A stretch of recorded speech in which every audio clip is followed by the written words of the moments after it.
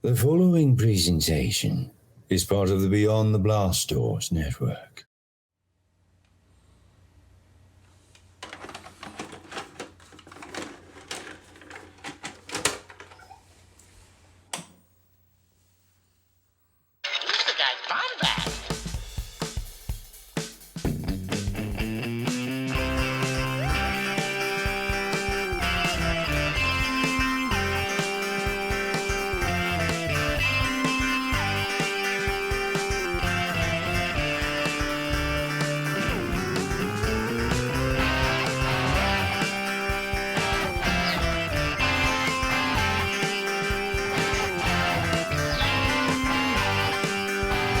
Welcome to the Bombadcast.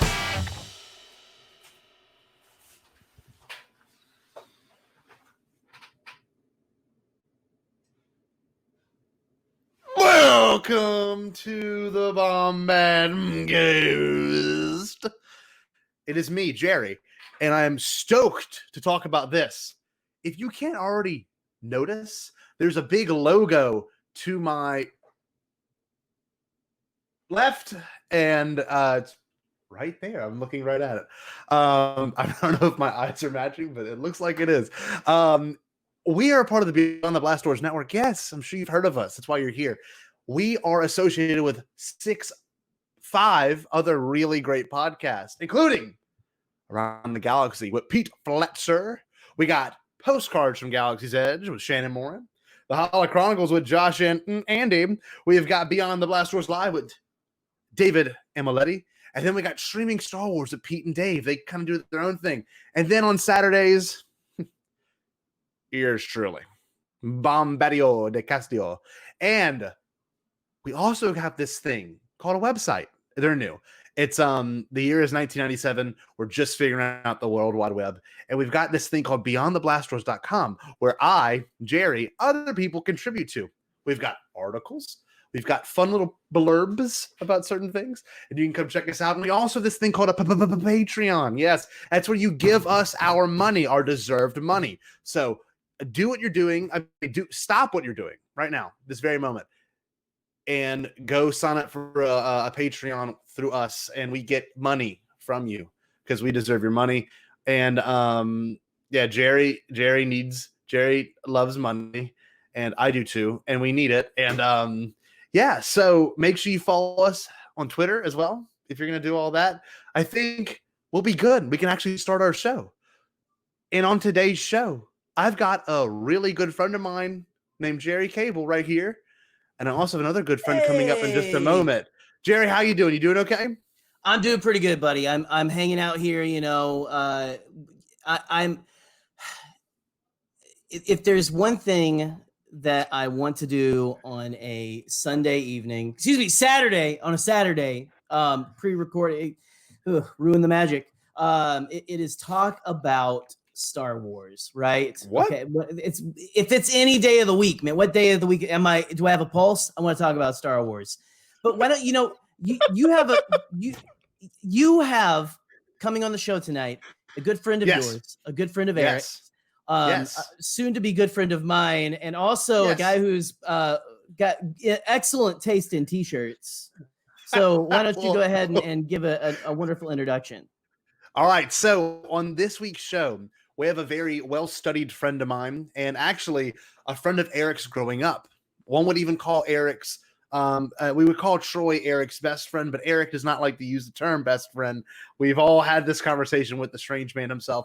But Eric Ottoman's really good closest friend from bygone days of youth, Troy Henderson, is on the show. And Troy is a huge Star Wars fan, and he actually pitched the idea for this episode.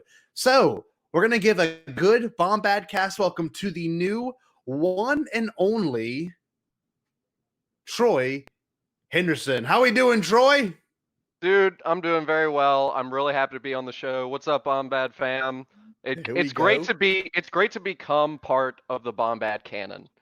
It makes me so happy. And yes. Jer Bear, I gotta say that your shirt game is on point. It is, and we didn't want to look too similar, so we picked different colors. Yeah, different colors. This was totally orchestrated ahead of time. Yes. Completely. We did it on purpose. Yeah. Completely preconceived. They Yes. talked more about this than the podcast, and it was weird. I in true Canon Junkie form, I haven't done any preparation for the topic tonight. I just thought about the R2D2 shirts, right, and stuff. Scotty, you look like you want some Wheaties there, buddy. Oh, I have on me right now. I didn't tell you about this yet, Troy. Katie found this today at a secondhand store in Louisiana called Dirt Cheap. She found a Keebler. Okay, if y'all can see it, Keebler elves. No way. A jean jacket. Wait, let me get it full screen for y'all. So you wear the exact same size as the guys who make the cookies in a tree? Yep, yes, I am a short dwarf. But this is where it gets very peculiar, okay? It's not just a Keebler jean jacket. It is from a tour back in the 90s, okay? I don't know if y'all can see it. It's literally the Unbeatable Weedables country tour of 1994. I have no idea. Who headlined that? Okay, you won't even believe this. Is there a tag? Is the tag still on it? Tag still on it.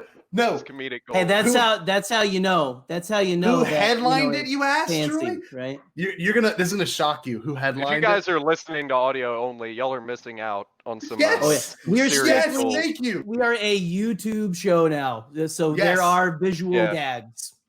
Okay. The headliner of this tour was a native to Louisiana, our very own Tim McGraw.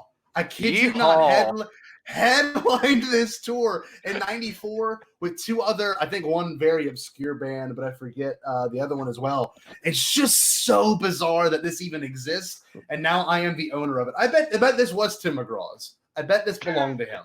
That looks very Tim McGraw. He dropped it off at Dirt Cheap before he left. Like, I don't need this anymore.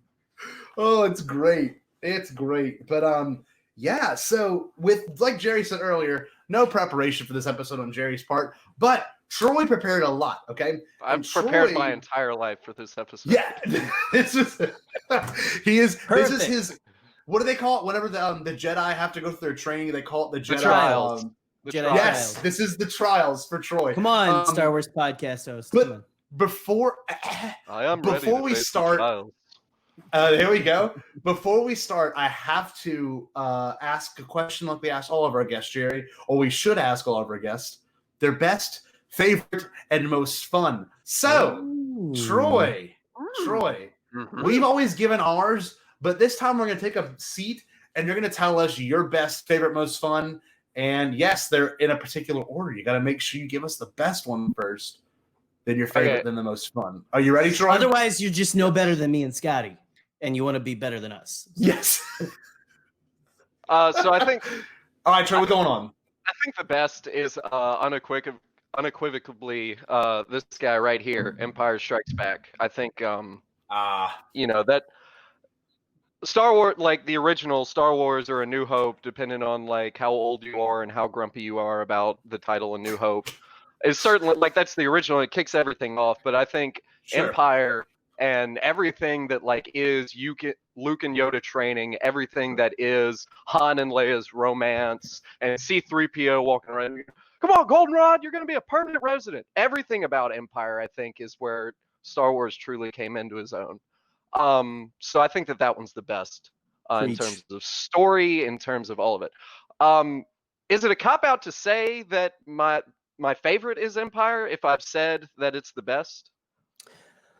So we have no rules. Yeah, but I think Empire's my favorite just because I love Yoda so very much, and that really is a significant part of his character is training Luke. But I've got such a special place in my heart for Return of the Jedi that if I had to pick something different, then it is unquestionably Return of the Jedi.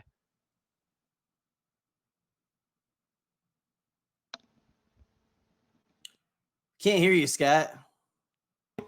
Sorry, I don't know. My mic was muted. So sorry about that. Return of the Jedi, Troy, is also my favorite, and I was watching it last night and a little bit this morning and today. The fact that like I don't know, you get a whole Mandalorian episode before the movie starts. Like the whole Jabba sequence is just like a Mandalorian episode in terms of like pacing and weirdness. Like that I think is just one of my favorite parts is you get a mini short before you get to the Endor, and then you get the huge ending. And I love the Ewoks, not because like I think they're adorable or anything, but like the silliness and the absurd. Like people are like, how did Ewoks, beat the 501st, the best, an entire legion of my finest troops? How dude, it's ridiculous, and it's that's what Star Wars is.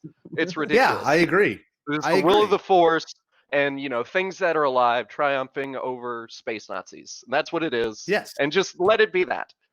Yeah, 100%. Amen. Amen. It's got such a positive feel to it. It's a very optimistic movie. There's some sad parts, as there should be, but like it's definitely the one that's most George Lucas-y. Like it's super George, just in terms of like little stuff, like when the Ewok dies or when Malakili's crying over the dead Rancor. Like that's so weird and so George, but it just works, He does love people mourning over dead people. That's really what George loves. So yes. I mean, that's fair. Yeah, it is fair. Now, Troy, the last one's important because I think us being a child of the prequels, we were little children of the prequels. That's weird. Little kids in the prequel era. I feel like your most fun is going to be something from there. I don't even know. I've never asked you this question. So, Troy, I think you know me well enough, and you are right in that regard. And I think it's going to make you guys happy because it's in terms of most fun. It's got like all of them are fun, and there's so many, like what y'all talked about with Ken Knapsack and the DNA of Star Wars and all that. Like everything y'all listed, I was just like, that's so great. That's so great. Oh, that one. Oh, that one. Oh, that one. You could have done that for like a week. Just talked about all the little things wrong. Make it fun with that dude. We do it every week, right? No. But most fun has got to be Phantom Menace, man. Like the pod racing, like it's so very Ben-Hur and but way more exciting, and and then Jar Jar, jumping into the pond, and then you get the which is very Star Wars, to cut from space battle to lightsaber battle to like people shooting around, but you get four. You get the Gungan battle, you get the Theed battle, you get I'll try spinning. That's a cool trick. And then you get and then I you get the Duel of the love Fate, all of that. which is right. And then Kylo spins in The Last Jedi, and it's fantastic. Yes, so good. It all rhymes. It does. It's poetry. It does rhyme. Poetry. I agree, Troy. It's got something to it and even the marketing was fun. Like as a kid, I vividly remember like Taco Bell stuff and the Pepsi stuff. Like it was all fun. Troy's looking for something. What is it, Troy? What you got? Well, this was actually Revenge of the Sith. Was my little Darth Maul and Obi-Wan watches from Burger King. You remember nice. this? The watches, yeah. Actually, just brought a bunch of those from my house in Arkansas. Like I have them in a suitcase.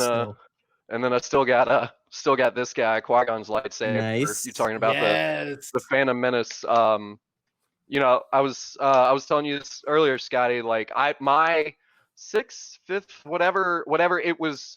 It was the birthday that was in time for it to be coming out on VHS.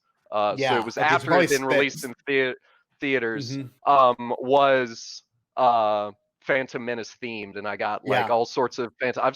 This is the only one that survived the flood out of all of those toys that I got for that birthday party. But I had like a Jedi costume, and there was a thing that you could loop behind your ear, and it had a braid. Oh, I had no way. The Halloween costumes that year, they sold just like Jedi braids. I had one of those. You just clipped it in your hair.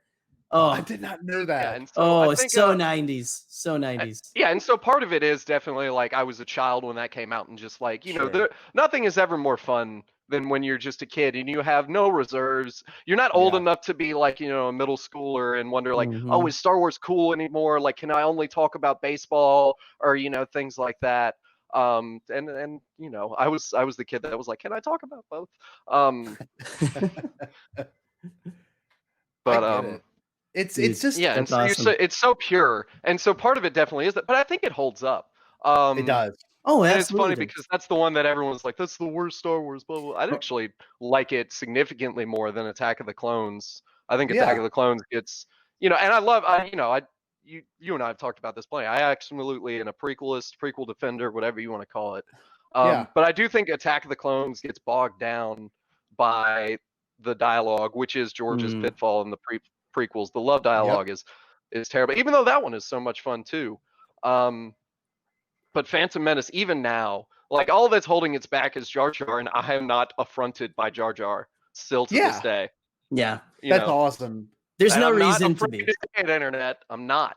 Yeah. Yeah. Come at us. Hold on one sec. You could find me on my non-existent Twitter. Can you hold on? I got a call here. Can you analyze this blood sample for me, please? I'm gonna put it in the bottom of the phone now. It doesn't even have batteries in it, but you guys are talking about Phantom Menace, and I brought my Comtech chip reader from home. So, do you still have the chips for them? What's that? Actually, there's a razor inside of this. There's a razor. Yeah, inside. there is. No, I'm just kidding. It would be funny if they actually is like it reads those little microchips, and it also holds your dad's razor. So, bring it to school. Not now, Obi-Wan. Not now. I gotta go. See, Scotty and I are old enough to where it wasn't your dad's razor; it was your razor. Yeah. That's amazing. No, well, now that you've heard Troy and where he stands on all the movies, it's best known that Troy is the one that develops this idea, this concept for today's episode, and it's called the philosophy of the Force, right? And with all that being said about it, we've got a lot of things that come to mind as a listener and as a podcaster. Like I thought of like so many different things as to what this could really ultimately mean. And I think for anyone that loves Bombadcast or is a regular listener, we might continue this as a series, and Troy's episode will be the first to kick it all off, because I think this idea is genius. I think it could be used with several different people. I mean, you've got all kinds of people that have been on Bombadcast, and each person has a very, very different opinion on the Force. But like, I thought about it earlier. If we had Ken Knapsack back on to talk about this, it would be great, because he has a very, Ken is very philosophical when it comes to Star Wars, and like his approach is so deep. But then imagine if we had someone like Alex Damon on to talk about this, who's like very analytical and very studied. So I don't know. I think he would just spend the entire hour talking about Biggs's stash. That's all he would do. How it's Force sensitive. Yeah. No, Biggs is still alive. He's a Force ghost. He's a Force ghost. Yeah. And hey, we can bring that up today. But Troy, essentially, when you developed this concept, what was your ultimate, I guess, goal by the end of this? Like, what do you want to achieve with this conversation, essentially, Troy? Well, first off is, the Force is why Star Wars matters. I mean, there's so many, like we just talked about Yell's DNA of Star, like the fun moments, the humor, the action, the fantasy, the romance, like all of it that is what makes Star Wars significant to us as people and why we watch it. That's all there, but I don't think that any of that works nearly as well without the Force. This idea that Star Wars is ultimately about, what we value. And the way that we view the world and how we are making our way through the world and what guides that. And is there something else that is sort of guiding us out there? And, and how do we follow that thing? Do we follow it? Do we use that for good or for evil and all those things? So I'd love to just, sort of explore that.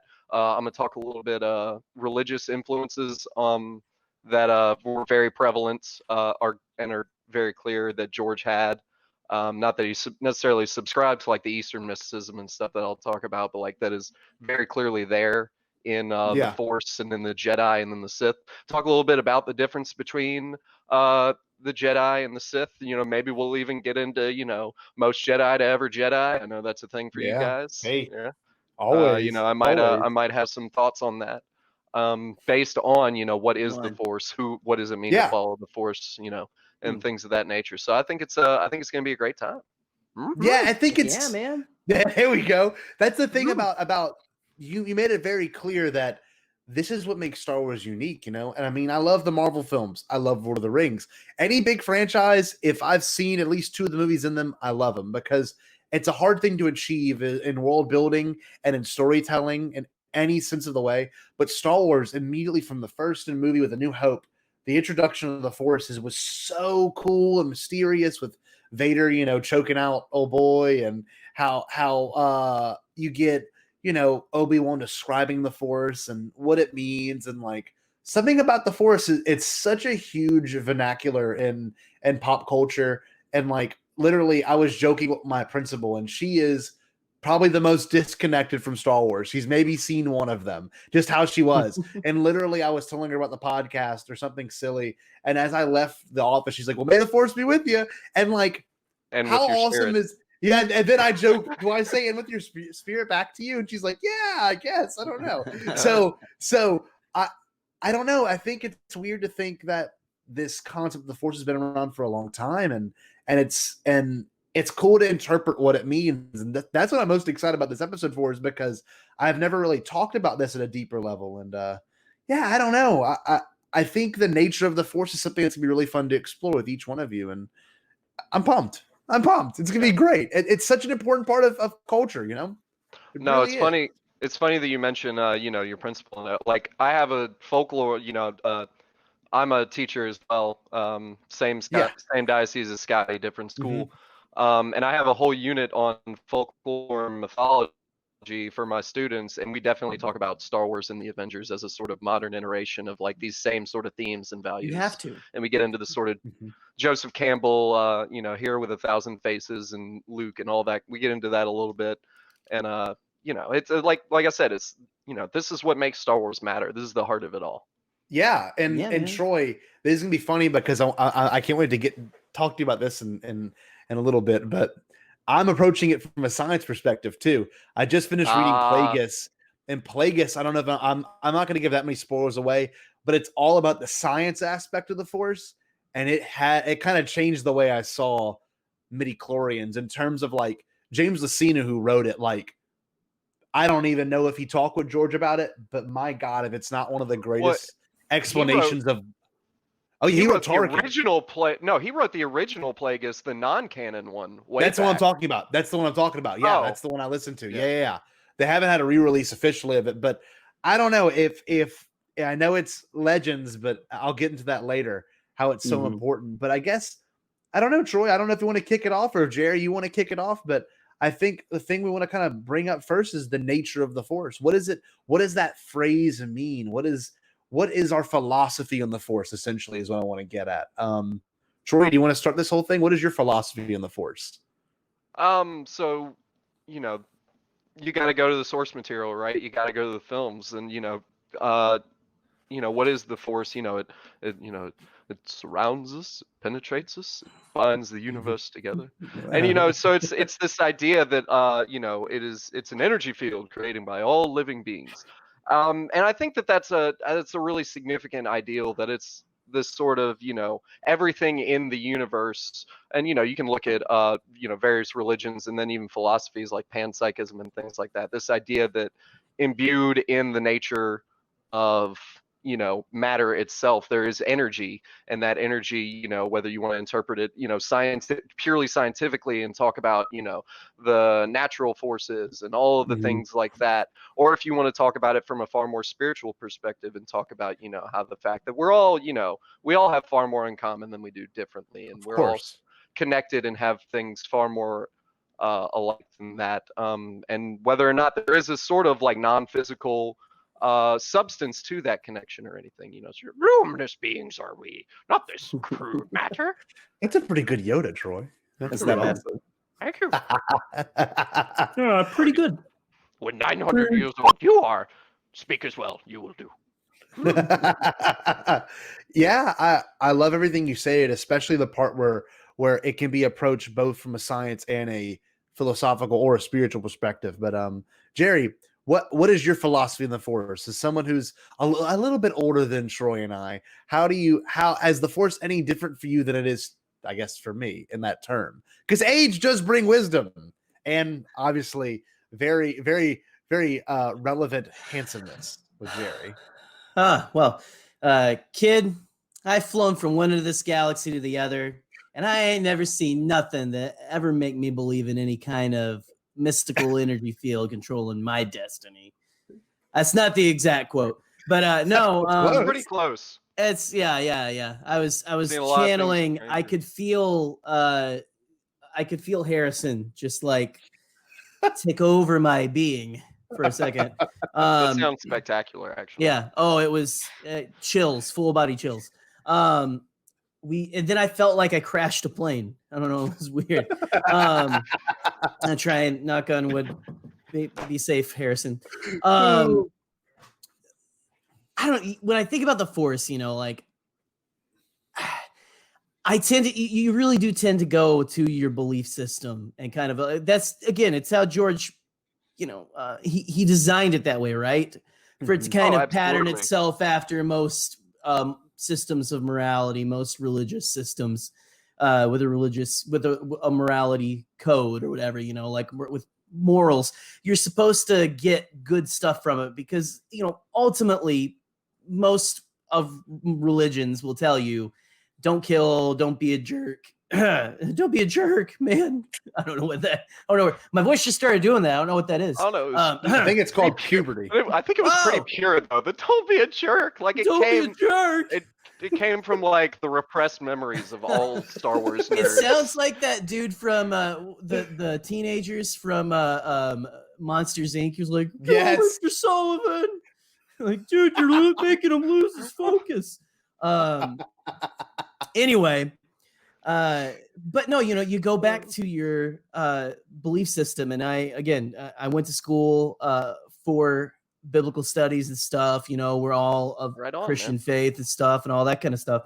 I said stuff twice. But anyway, so I look at the way I look at the Force is the way I look at my faith is both spiritual but also scientific. Because to me, I've always been, people have always kind of been like, oh, science and religion are constantly doing this and stuff. But really it's all, to me, it all, again, there are people on both sides that definitely push their narratives and stuff, especially in our faith camp. And don't even get me started on the flat earthers. No offense, if you're still listening to this, then what if hello? like half your subscribers just hello over there? What if they just left? Then I guess it would be like because they were all flat earthers. Good, good riddance, guys. If you're still listening, God bless your heart, and have just I love you to the big sun and moon mobile in the sky and back. Whatever. And the big dome that we're in, whatever. Derailing. But anyway. You look at people got upset, right? You get talking about you're talking about how I'm a little older than you. I was just 12 when Phantom Menace came out. So again, that Phantom Menace, George Lucas sweet spot, right? It's like I made this for 12-year-olds. Love that. I mean, George told me he loved me from the back of a Wendy's, like a cell phone video from the back of a Wendy's in the Phantom Menace panel. So I don't know if he did that to you guys, but he did. Panel. Yeah, I love you if you're here. I love you. But you got to think like people were upset, and again, I was a kid too when it came out. And I mean, I grew up. I graduated high school when Revenge of the Sith came out, but I remember like after high school, people getting really upset about midichlorians, and midichlorians are like a joke now and everything. Like all those like things that like people bring up if you talk about like the prequels and stuff to anyone who is like vaguely like they think they're edgy, the edgelords and whoever, like I'm a Star Wars fan and stuff, but Phantom Menace, the Jar Jar Binks sucks, and the midichlorians, get that out of my Star Wars and this, and if you feel that way, it's fine. But it's never bothered me because I've always seen the and maybe it's growing up in church and stuff and kind of learning about things and learning about stuff in school and having this mindset that none of this like contradicts the other thing. It's just science just talks about process, right? We're learning. We want to learn how things work. and stuff. And I mean the why too, but for me, that's always worked with my faith in that respect and all that. And I don't mean to turn this into a religion podcast, but we're talking about philosophy, right? It's gonna get there, and there will be a defense of midi-chlorians as well. Right? Yeah, I have a PowerPoint. Yes. Right. But I've always seen it though as like that, and it's like Luke talked about in TLJ, man. And TLJ's still my favorite, man. I just and honestly, I had it playing for a minute ago. I love TLJ. When you talked about Kylo spinning, it was like 40 seconds until he actually did it and stuff. So I turned it off because I was distracted. Because that was like too perfect. But it's may have been the will of the Force.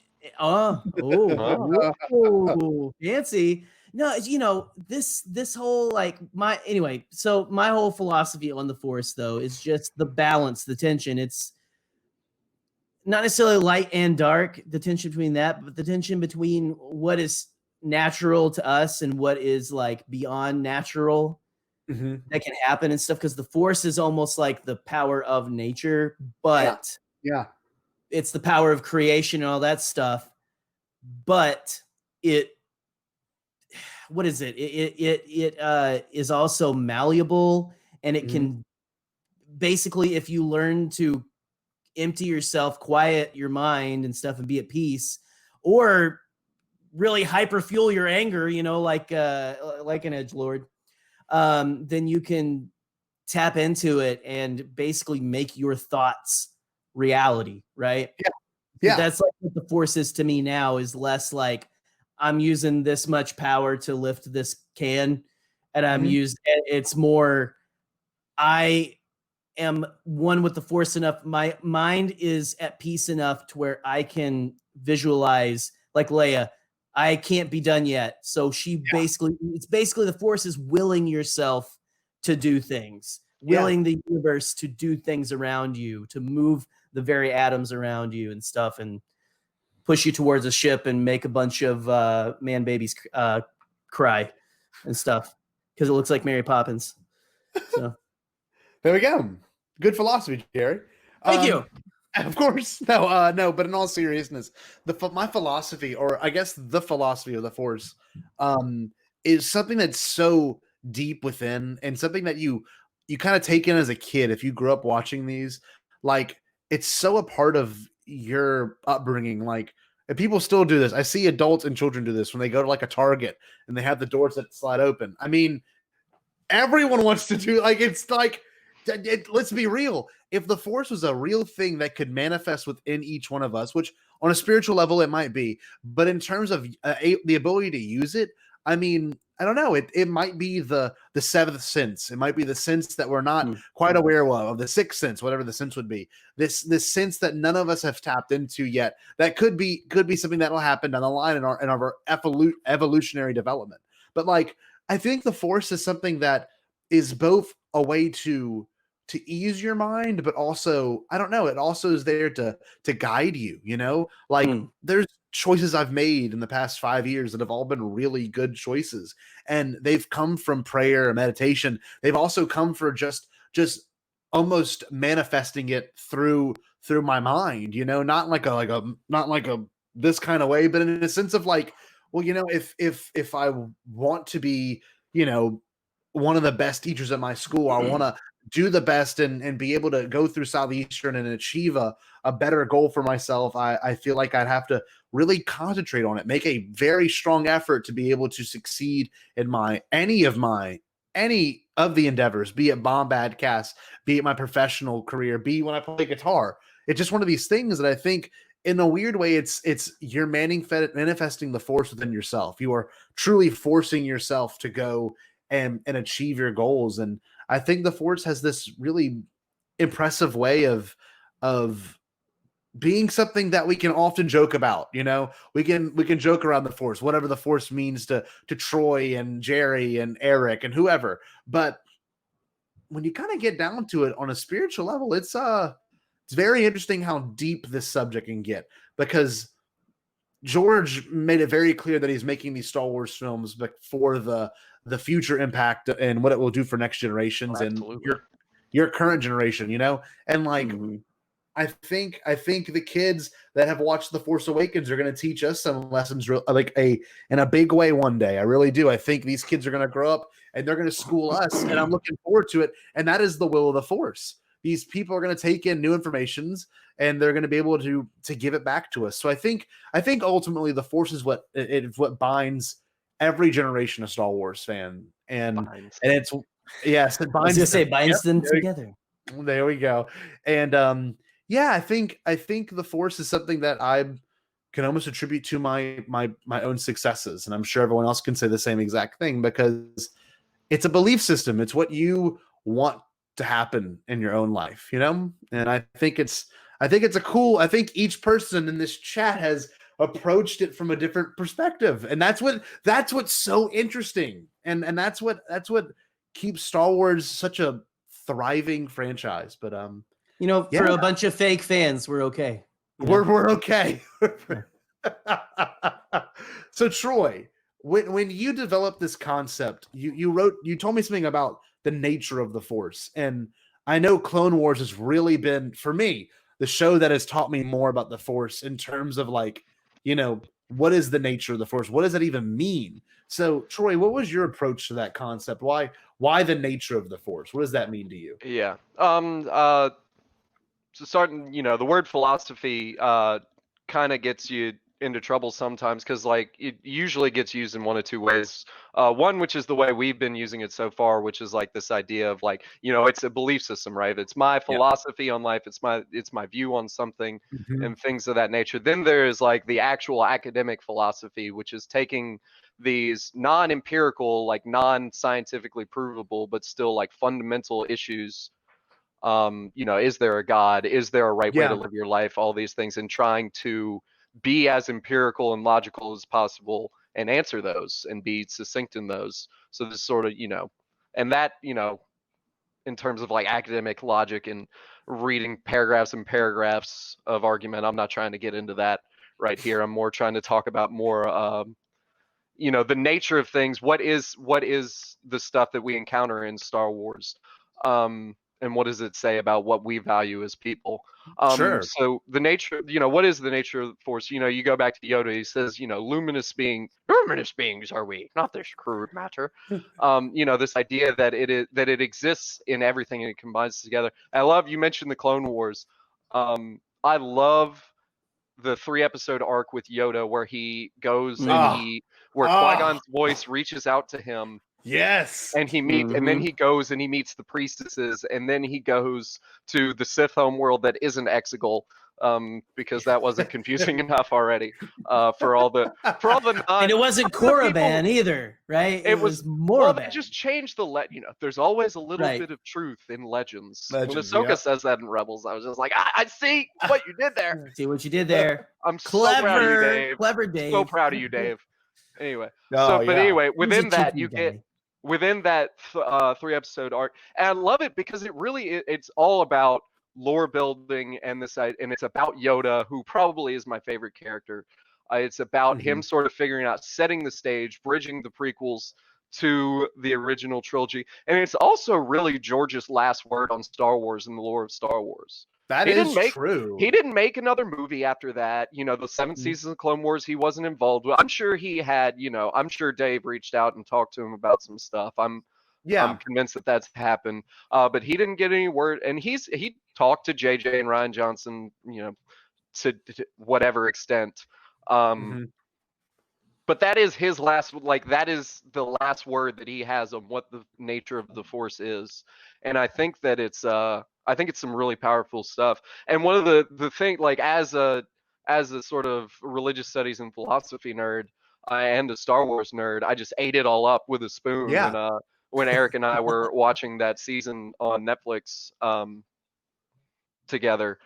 And one of the most profound things that they say, is Qui-Gon says it, and then the priestesses elaborate on it more, is that the Force exists in two parts. And they don't mean light side and dark side. They talk about the living force and the cosmic force. Cosmic force. And I was like, this is so cool. And the idea that the living force is what we had all heard, that it's an energy field created by all living things.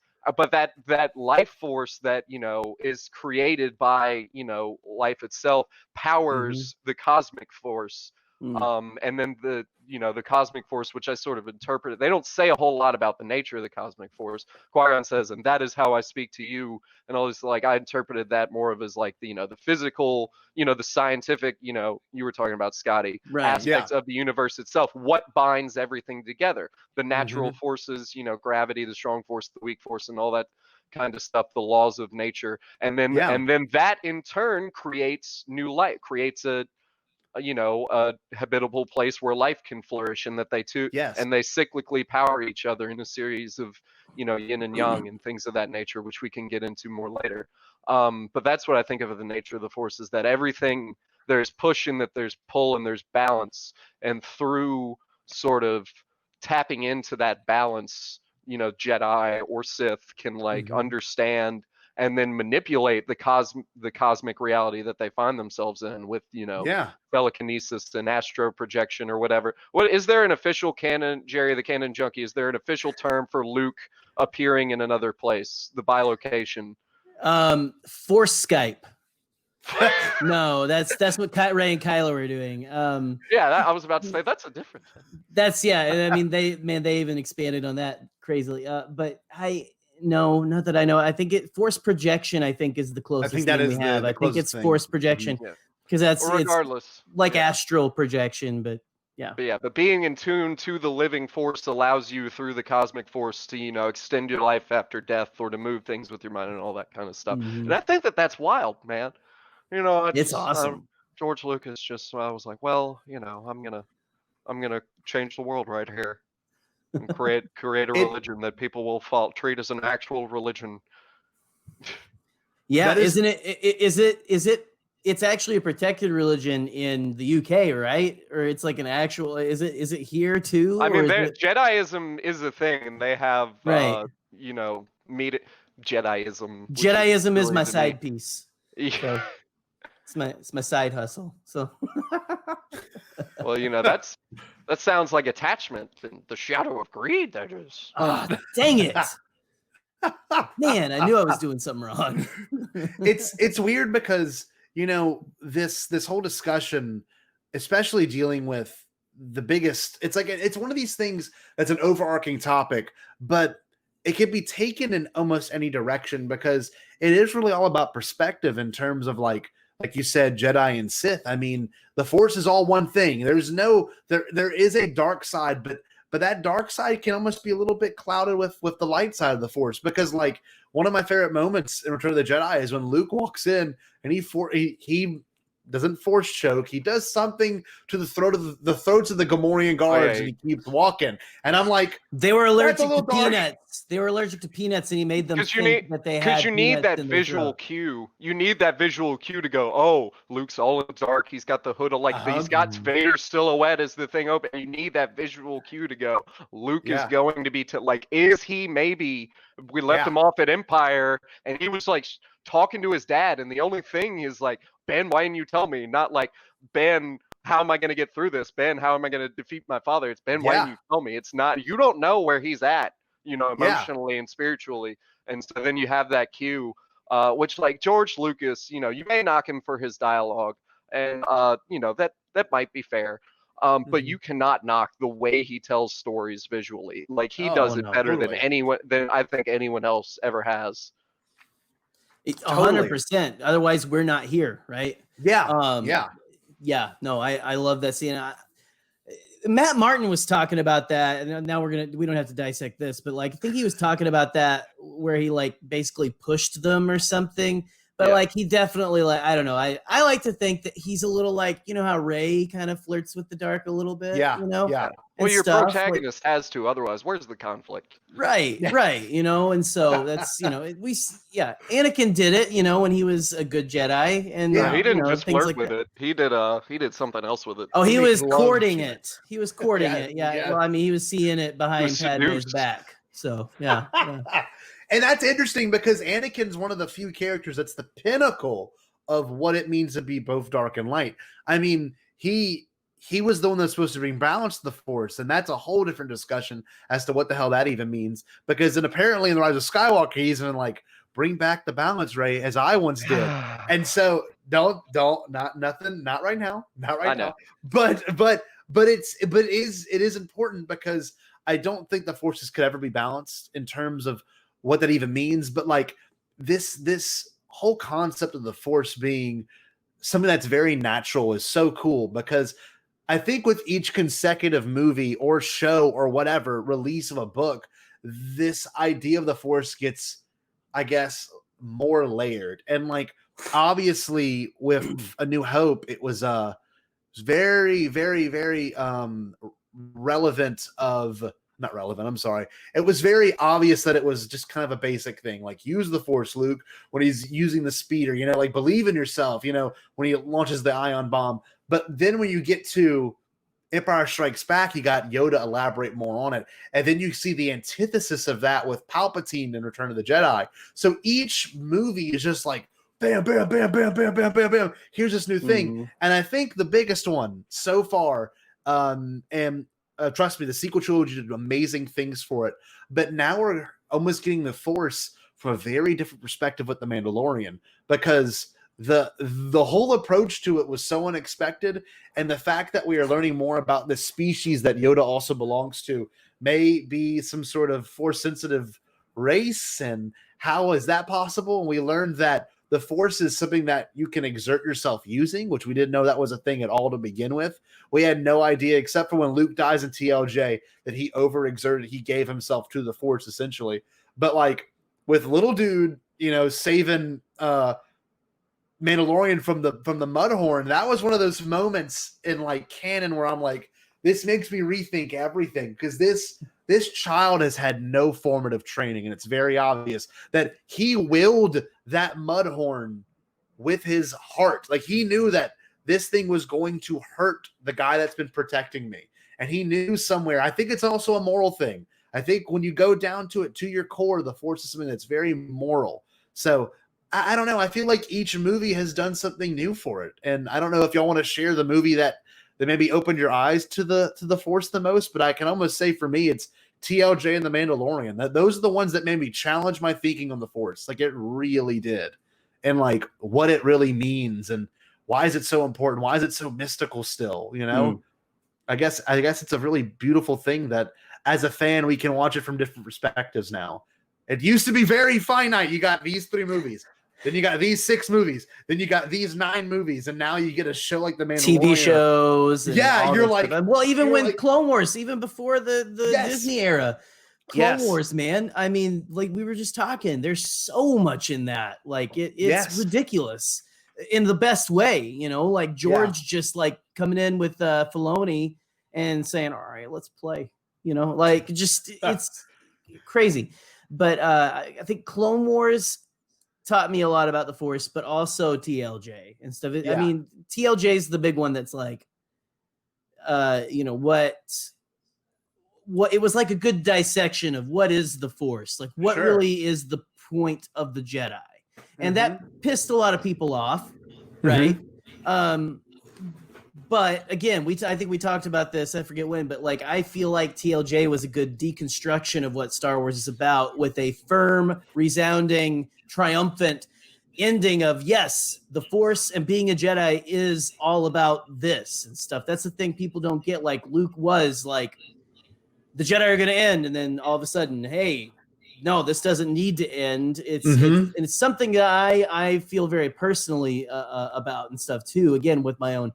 Again, not to get too crazy personal, but my faith and all that kind of stuff. Like, yes, people have taken, the Jedi have done bad things in the name of their religion, right? They basically became like, we're with, like we're working for the government. We are the, like it was like a government funded kind of a thing almost. It seemed like, like they were like basically like they could go in there, but it was weird and stuff. And then you have basically, you know, it mirrors to me real life where like people have done bad things in the name of any religion, right? Well, mainly Christianity, you know, and other whatever. But you know, it's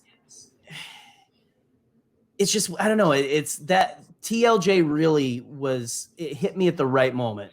Yeah. Where I was having kind of a, just, my life was at a moment where I was a little bit of crisis and stuff, but it was what I needed to see. I needed to see Luke Skywalker doubting the Force, doubting the Jedi, and then having that big triumphant at the end. I believe in this so much, and that Rey is going to continue. It almost said Jay. I don't know why. That Rey is going to continue this, and it needs to continue. That I'm going to give my life for it. Yeah, that is So that I would TLJ. It's hard to not pick TLJ. Empire has a lot of great stuff too. But I was going to say, for me, TLJ.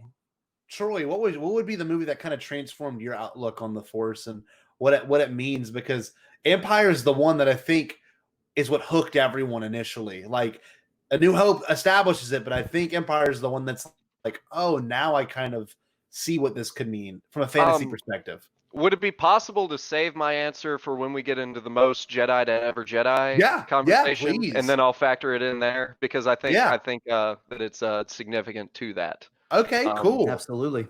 Yeah. Well, like I don't know. There's a moth in my office. I've taken so much time to like consider, what even the Force is, and like some movies don't really do it that much justice. But the weirdest one to me, the one that like changed my thinking, especially in terms of midichlorians, like, was literally Revenge of the Sith, and how it was like they kind of showed the Force vision, really good there in terms of like Anakin seeing the death of Padme, and how this is an interesting thing here. We have Anakin pretty much getting a message from the Force that Padme will die in childbirth. But what the Force doesn't tell him is if you go down this path, you will cause this death. You will be the sole reason. I subscribe to the theory that Palpatine was giving him those visions. And that also could be the case, because it's definitely noted that Palpatine has done that with people. Is giving them dark vision. And I wonder, he does it to Kylo. I'm every voice you've ever heard in your head. Mm-hmm. When he's sitting down with the Darth Vader helmet in The Force Awakens, which is because he's got he puts his helmet on the ashes of Darth Vader, and then he's sitting there with the charred helmet. He's like, "Show me." And this is the first time where we're all like, "Wait, does the dark side do this kind of stuff?" With like, they're the bad guys. Do they get to like last? And also, Darth Vader turned, like, he's Anakin now. He's of course goes, how is this happening? And it's Palpatine. It was always Palpatine. Always in the shadows. Oh. Jay, what did you want to say? I'm waiting for Beaumont Ken to walk in here and say, like, dark science, magic, secrets only the Sith knew. Natural. Yeah. Give Rose more screen time, dude. No, okay. Poor Rose. What was I gonna say? I don't know. I derailed myself, because now all I can think about is Charlie from Lost. Oh my God! Well, I love him. I love him. I was talking about essentially how like the biggest mistake Anakin ever made was listening to that side of the Force. He was being greedy in terms of what he wanted. He wanted to save Padme's life for himself, which is interesting. He was trying to. It's kind of funny, because this is where The Rise of Skywalker does a lot of things really well, where Anakin failed for selfish reasons, trying to save Padme for himself. Kylo Ren is then the one that really achieves Anakin's goal with saving the one he loved through means of selflessness. He gave himself to her in order to stay alive, in order for her to be the one that carries the tradition. Although I think Vader absolutely does that. In the end. The whole thing is he wants Padme and this greed and everything. But then it is that same love, but instead of an obsessive, unhealthy infatuation love for Padme, it is a genuine, selfless, caring love for Luke that brings him back. So, the inversion of that, like an unhealthy love versus a healthy love, are the ways that, bring him, back and forth from light to dark. Well, or dark to light, whichever way. This is a good point to be made. Is the Force essentially what we would consider love? Now that sounds really weird, but like the love is maybe do strange things. Honestly, not in terms of like I haven't like go killed a lamb for love, but I've definitely like, you know, sacrificed a lot of time, a lot of money, a lot of my personal interest, a lot of anything for love. And this could be the love I have for Katie, but it also could be the love I have for my mother, or the love I have for teaching. Like I would find a way to work Star Wars into every lesson, but you can't do that. Like that's the thing, is the Challenge Force a accepted. weird. Yeah, exactly. Is the Force a weird way of love? Is this the power that binds us all together? Is that what the Force is? Is it love? Because I love Jerry. Jerry and I are nowhere near each other. Jerry and I literally live across the state. But if I had to make a phone call about an emergency, I bet Jerry would be one of the first people to answer, just because it's how he is. You know, he loves me. Not if you need a ride to a hospital or anything, though. No, because that might take a little. I'd have to catch a flight, but you know. Yes. It's like, okay, give me 12 hours. So, no, yeah. Hey, I think you're on that. You know, I think we were talking a little bit about like friendship and stuff. How Palpatine doesn't understand friendship and stuff. Yeah. He thinks that friendship and that attachments to like good, healthy like relationships with people, that you're not manipulating them, you're letting them be themselves, and you're like, he thinks that that's foolish, right? Like he thinks that all of that is dumb, which to me, and if I guess, are we going to try to, maybe we're getting into the difference between the Jedi and the Sith, and the light side and the dark side, right? Is like, to me, it's like the difference between like selfishness and selflessness. Yeah. Especially with what you're talking about with two Darksiders, right, who became good and stuff, but like you've got Anakin who goes bad because he's trying to save his wife, and you know, Ben comes back to the light and he succeeds in what Anakin wanted to do by like bringing Rey back again, because he was selfless and gave of himself and stuff. And so it's just like, that's what seems to power both sides of the Force, is those two opposite opposing forces. Is if you like embrace your selfishness, you can have all these crazy, scary, like monstrous powers. Or if you use your true selflessness, you can be powerful, more powerful than we can possibly imagine. So, beautiful. Yeah. Well, you know, I'm here every Saturday. Yeah, on the Bombadcast. Come check me out. Yeah, like this is where like the religion aspect comes in, and I know Troy's got some cool notes prepared for this part, because if I studied Catholicism my whole life, and I wouldn't say I know a lot about it. I know as much as a 25-year-old who studied it his whole life would know. So it's not like I'm well versed in it, but I know my way around it in terms of like story. And it's weird because the idea of the chosen one is something that's very much established in the Old Testament, that the person who would come and save everyone's sins is going to be the son of God. And it's so weird that you could then place a lot of these very beautiful, I guess, belief systems into Star Wars and Star Wars overall philosophy too, because for the longest time, Anakin was the chosen one. And what does that phrase even mean? And he was born of a virgin mother. Like, it's so many aspects of Catholicism are thrown in right there. And then it's really weird because with the sequel trilogy now, we've got another almost figure of dealing with Catholicism. You've got, and I wouldn't even know what to claim Kylo Ren as, but he has a very Christ-like figure. He gives away himself, you know, to save the one he loves, or he saves the cause that she believes in too. And it's weird because he does it, and you know, in Rey's eyes, he dies a martyr, essentially, but in the eyes of others, which will be an interesting thing to be explored after the sequel trilogy, like, you know, he's still a bad guy. Same with Vader.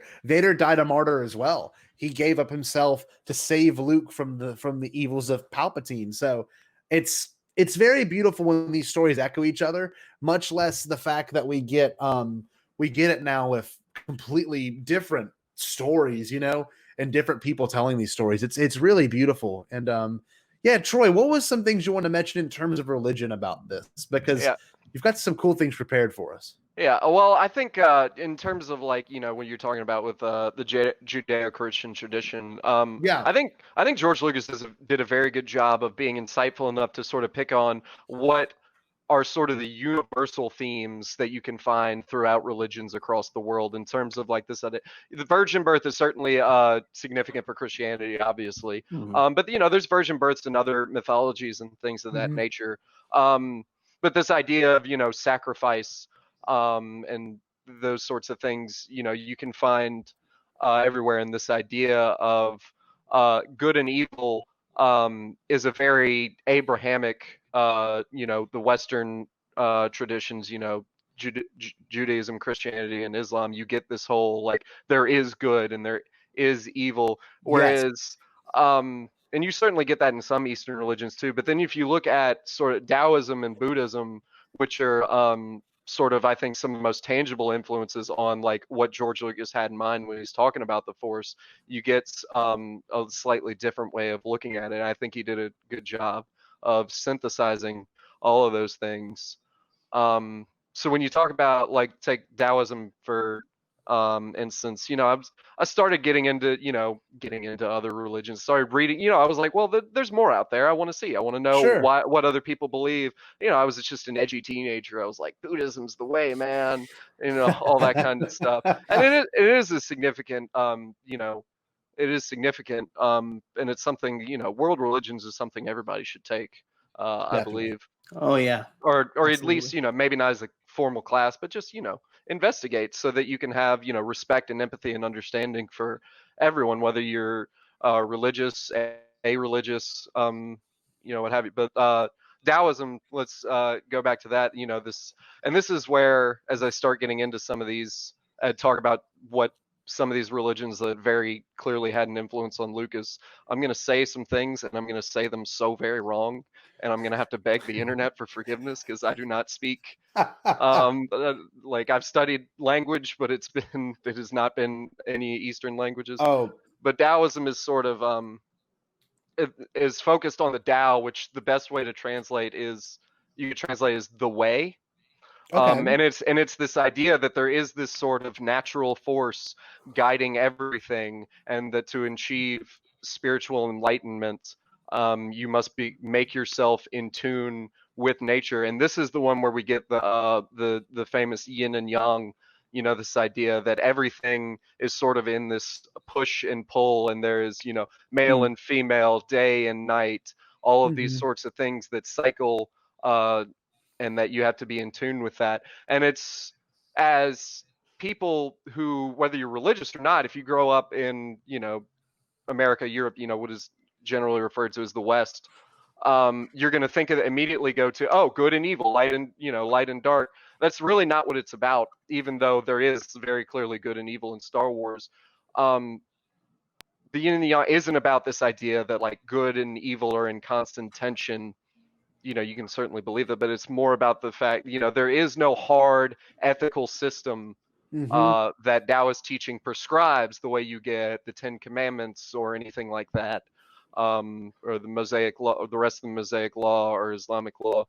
It is all about becoming in tune with nature, and that will lead you, to enlightenment and happiness. And this idea, it's called and like this is so, not only does that like this sort of like there's this life energy, like one of the fundamental aspects of Taoism is qi, which is usually spelled Q-I. And if you doubt for a second that George Lucas was thinking about this stuff, something very integral to Taoism and sort of Eastern mysticism is I'm gonna say this, I believe it's Qigong.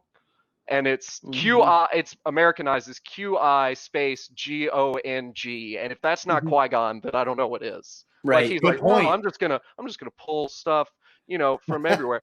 And it literally translates to like life energy cultivation. And there's sort of like legends that have, aren't really essential to practicing Taoism, of, ancient Taoist sages, lifting things with their mind and it becoming so in tune with the way that they extend their lives way past, and have influence way past the natural order of things. And this idea that there's sort of qi, this life energy that permeates the universe that we can cultivate. And when we cultivate that through various practice, through Eastern medicine, and it's very, Qigong is very related to Tai Chi in that regard. Well, I want to bring up one thing. It's super important though to this because we've seen now in Star Wars, it's gotten a little bit different with the new canon, but we've got things now where like, of course there is the dark side and there's a light side. That's always been established. But now we're getting things like, you know, the Zepho in Fallen Order. They believe in the Force, but they don't call it the Force. The same with the Wookiees. They've got these things now established in canon where yes, there is certain aspects of the Force, and it's not so black or white in these other I guess sects of religion, you know, these things that like of course if you've got these Sith cultists that obviously follow the Sith teachings, which would manifest more of the darker side of energy, but also the emotional side, which I think is super important in Star Wars and in our life. It's important to feel emotionally invested in things.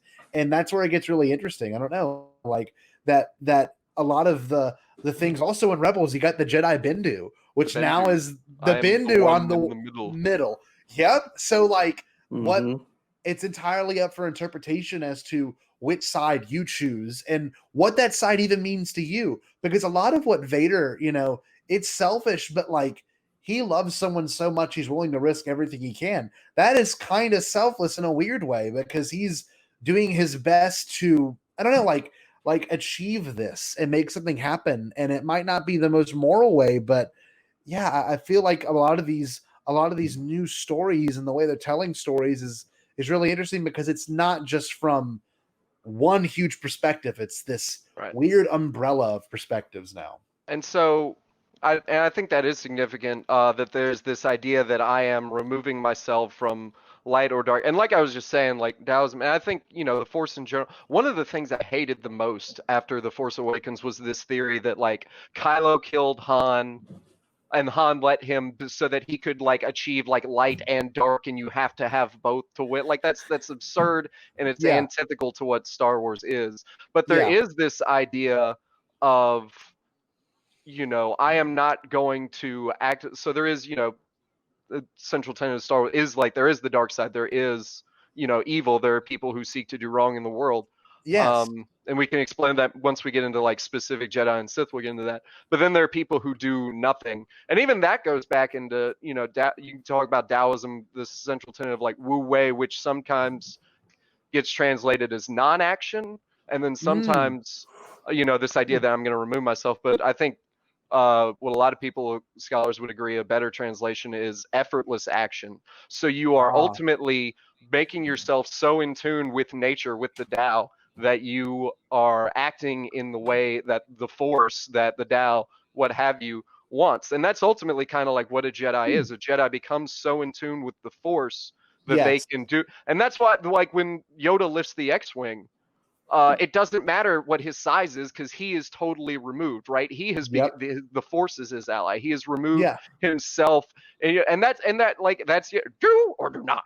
There is no try. Like trying is effort, right? It's about yourself. I am going to do this. Whereas you know, it's this more like we are able to do these things because we are in tune with nature and what the Force wants.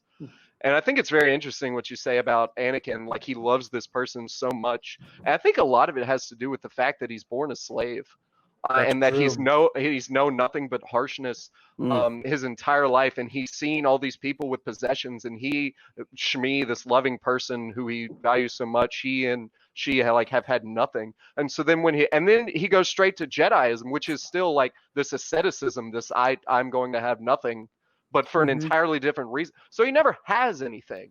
Yeah. And then when he has Padme, and I know it's kind of terrible to talk about relationships in that way, but that's what it is. And because that was his life, he had this unhealthy relationship with her where you know, he becomes obsessed with her and infatuated with her, and she belongs to him. And I'm going to actively try to subvert the natural order of things and make my will happen. Instead of, you know, whatever the Force may be telling me telling me exactly. And I think that's huge because there's a lot of moments in Revenge of the Sith where Anakin has a choice, and he doesn't do what Qui-Gon does, which is interesting. He doesn't meditate. He doesn't take a moment to think about it. I hear Jack purring over the microphone. Oh, sorry, everybody. No, it was so awesome. But he decided he wants to be here, so he's really interested in religion as well. So like, I don't know. There's a lot of characters now in Star Wars that you know, they're the I guess we've said it on this show, the most Jedi to ever Jedi, and I'm sure we all have our very own opinions as to what that means, and we have our own choice too, because it's weird. Like, I've been rewatching a little bit of Rebels, and like, damn it, if Kanan is so zen, like Kanan's so good. So by the end, man, yeah. I don't know, like Jerry, did you want to bring you up? Because I think you're just still Ahsoka, but Troy, I think, has a curveball for us with something. But well, it's funny that you bring up Ahsoka, because Ahsoka is another one of those names where it's like, I see what you did. Ahsoka is named after Ashoka, who was like an Indian ruler, an ancient Indian ruler, and he's conquering what is now known as India, and he conquers the kingdom of Kalinga. And like, when he sees the absolute suffering of these people that his army has inflicted, he converts to Buddhism, which is all very we can do a deep dive on Buddhism later when we talk about Jedi. But it's all very about like withdrawing yourself and everything like that. He sees all of this suffering because of war, and then has a religious conversion, which I think is that, like, they named Ahsoka what they did completely on purpose. Yeah. Because of her character and what she goes through during the Clone War and then the Jedi Order and all of that. Yeah, definitely. Absolutely. And also Ian McDiarmid calls her Ashoka Tano in Rebels, and so because I think that is like the way it's supposed to be pronounced. But again, I'm so very not an expert on pronunciation of anything really. Yeah, he's probably like, oh, I don't even pronounce English correctly half the time. Ruler. Yes. Jerry, the most Jedi to ever Jedi, because I think yours was Ahsoka the last time we got into it with Eric, actually, when he was on the show. But I think mine's changed a little bit now after some, I guess, I don't know, contemplating on it recently. I think, and see, I think I had even gone off of that track back to like Rey or something. I think Rey was who I had said before. Yeah. Ahsoka, and then Qui-Gon was before that, and all of that. I don't know. I think I might give it back to Ahsoka and everything, because again, we've got a lot of Rey's journey and stuff, but we've seen Ahsoka, and we will most likely this fall see Ahsoka as well. Yes, we'll see in live action. Holy crap! We already had her in live action technically because she talked to Rey, so you know, I count it, but that's just me. No, it's totally there. Yeah, totally. It's the world between worlds. Exactly. There are all the voices to reach. It's the cosmic force. It's time. There we go. There and everything. And they're all reaching out. The cosmic force is ooky spooky stuff, right? And it feeds into the. And that's the real yin and yang, right? Is the living force and the cosmic force cycling together. Right. Mm-hmm. But I think I would have to give it to, because we've seen Ahsoka where she's like not necessarily a master, right? It's like very wizened and very like she's helping, like, you know, Ezra and stuff like that, and even in, I think, because it was after even after she leaves the Jedi Order and just before in the Siege of Mandalore, man, like she was just, I think that's really what made me go like, wow, she is just the way she tried to protect all of her men and all of that stuff, man. I think after I'm still going Ashoka, whichever. Ashoka. Because I mean, just her name's Ahsoka in the show. Just call her that. She's not the actual Indian ruler. I'll call her Ahsoka. You call her what you want. Whatever makes you happy, man. I'll call her that, but I have called her Ashoka before because of Ian McDiarmid in the season finale or the series finale of Rebels and stuff. Because Ashoka Tano. I'd have to give it, because just the whole thing about her, like the way she tries to fight for Rex, and she does not want to kill any of the men. As few men as she has to kill with Order 66, she does her best to not do it. And I'm right now just like wanting to go and rewatch that, even though I rewatched it 500 times when it came out. So, but yeah, I feel like now with canon, we've gotten this weird, I guess, addition of people that we never would have had in terms of like you've got all these different outlets to approach what does it mean to be a Jedi, and Right. the sequel trilogy has really made me rethink a lot of it too, because it can be black and white, but it also can be really in the middle, and Ahsoka kind of teeters on that too.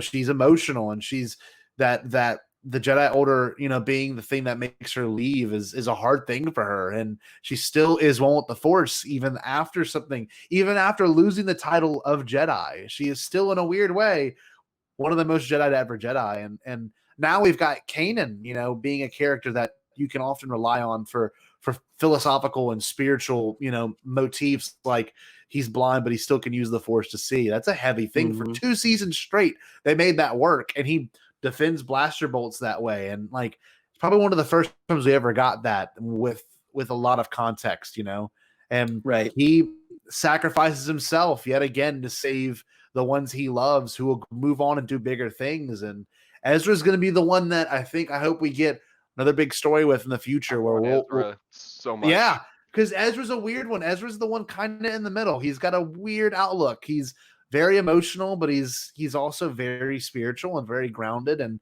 if it's not for Kanan, I think I'm right now between Qui-Gon and Kanan. And I don't know if I can ever find a happy medium ground, because Qui-Gon's one of the ones that's guided Anakin spiritually so well. And he went against the council. He's like, yeah, he might be too old, but if he is, that's my mistake. And Qui-Gon obviously made a mistake. Like and I'm sure he admits it now. And maybe we'll get some more insight on Qui-Gon from the Kenobi series, which would be so cool and so special, because he was the first one to figure out, using the Force as a way to come back and have a second chance and be able to communicate with the living. And that is the cosmic Force there. He found a way to speak through the cosmic Force, which is really kind of beautiful. And maybe we'll get that with us. So I don't know. I think it's a very powerful thing that we will have more of in the future, which is going to be cool for storytelling. But Troy, you haven't had this opportunity, and I know it's probably eating you alive, but who is the most Jedi to ever Jedi in your opinion? So I think it's a really interesting question, because it does beg the question, what is a Jedi? And you look at all these important Jedi. Is it Mace? Is it Obi-Wan? Is it Yoda? Is it Luke? Is it Rey? Is it Qui-Gon? And you look at like what they all sort of stand for. And then I think I was talking to you about the Mace Windu sort of like embodies like everything that has become corrupt about the Jedi Order.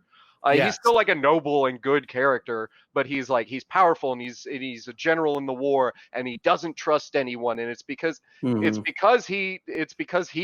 lack of trust in anything and his preoccupation with politics is because the Jedi have become political. They've become whatever this weird relationship is. It seems like it starts with like the idea that like the Jedi think that democracy is good, which it is. I mean, people not being subjects of a dictator is a really great idea, and the Jedi want to propagate that. But like over time, the moral of Star Wars is that politics corrupts, I think.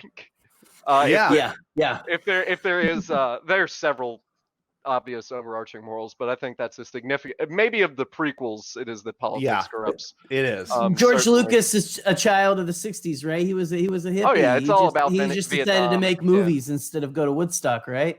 Like the whole thing is all him saying like, don't trust the system, man. Don't trust the system. No, like it's. Whereas Qui-Gon is sort of like, and maybe he is the most, because he rejects all of that, right? He recognizes that like there's a place for compassion that isn't, this sort of obsessive problem that Anakin runs into, but that there is compassion and there's caring, and that supersedes this attachment to, this attachment to the code and to the system, as you want to call it, the man. This attachment to that the Jedi have, that the Jedi Order has become, is just as problematic as an attachment to, a person or money or whatever you want to choose as your vice. And then you look at Obi-Wan, who is sort of like the knight in shining armor, and like the ideal of like what the old Jedi Order is supposed to be, right? Like he embodies all of these virtues, and he's still like, he doesn't quite get it as much as Qui-Gon, but like I know Eric pointed out when y'all were talking about that last season of the Clone Wars, when he says the council is asking you, that's like when he's sort of becoming Qui-Gon, but he never really, I don't think, fully gets it to the extent that Qui-Gon did, but he's still like is sort of like the epitome of a Jedi. So maybe that means you're the most Jedi to ever Jedi. I want to say it's Yoda because I love Yoda so much, and Yoda's the one who learns, right? Yoda was very much for 900 years was like the face of the Jedi Order, but then he learns and he realized that this attachment to politics led them down a path where they were propagating war and propagating suffering. And like, what is the first like truism that Yoda gives to Luke in Empire? You know, after he says, "Away, put your weapon. I mean you no harm," but he asks him why he's here, and Luke says, you know, "I'm looking for a great warrior." Yoda says, "Warrior. War does not make one great," because he knows, man. He knows that war doesn't make you great. Like the first like lesson he teaches Luke is that, you know, that's not what this is. I am. Look at me. You know, I am so very not like Jedi, adventure, war. Those things don't go together. Jedi is separate from all of those things. But I think it is Luke who is the most Jedi to ever Jedi. Yeah. Okay. Because Luke throws away the lightsaber, and when you talk, I'm bringing it back now to the very beginning. When you said like, what movie? I like where this is going. What movie like furthered the Force the most for you? And I love The Last Jedi. Because it could have very easily went to like this whole sort of pop culture thing where it's like, yeah, man, dude, like you need the light side and the dark side to win, like this sort of fan theory, and it didn't. And it showed you, it took you to the brink of like, what are the Jedi? Do they matter anymore? And then there is a renewal of it, and I think that that's important. But Return of the Jedi is the ultimate moment because Luke throws when Luke. You know, he beats Vader down and he has him, he's going to kill him. And then in that moment he stops and he sees that Vader is the same as him. Oh, it's awesome. Such a good moment. And good, you know, and Palpatine's coming down. And it's not about, in this moment, it's not about Vader, it's not about Palpatine, it's not about Luke. He throws the lightsaber away. He says, I'm not going to fight anything. I am not going to be what you want me to be, because that is the Emperor, right? That is the dark side. It's subverting others to your will. Like the nature of the dark side is like you make, instead of going the other way, like we were talking about, like making yourself in tune with nature and in tune with whatever this force is and everything, and following the action of that and protecting others, you know, and those sorts of things. I am making myself the center of the force, and everything through my knowledge of it, I will make myself the center, and everything will bend to my will. And that's what Palpatine has done, right? He's bent Vader to his will.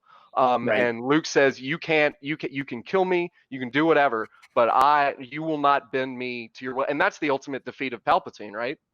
It is what he does best, is the manipulation and the bending and the conniving. You can't do it to me because I am a Jedi. Yeah. And that is the most Jedi to ever Jedi. And then you still get character development on top of that, where you see where Luke was at the mountaintop, like the spiritual mountaintop right there, right? Where I was like, I am fully accepting of whatever the Force will do to me, but I'm not going to be bent by anything other than the Force. And then you have, you know, Kylo and all the sadness that comes, and he says, well, all right, fine, then I'm not going to do anything, right? Because I was at that mountaintop and I tried to bring others there with me and I failed, so I'm going to stay up here on my literal mountaintop. And then Yoda, and gosh, I love Yoda so much. Oh, dude. Yoda comes back and he says, no, it's about what they grow beyond. You know, you don't want them to be here. You don't want them to be standing with you. You want them to move forward. I like that, Troy.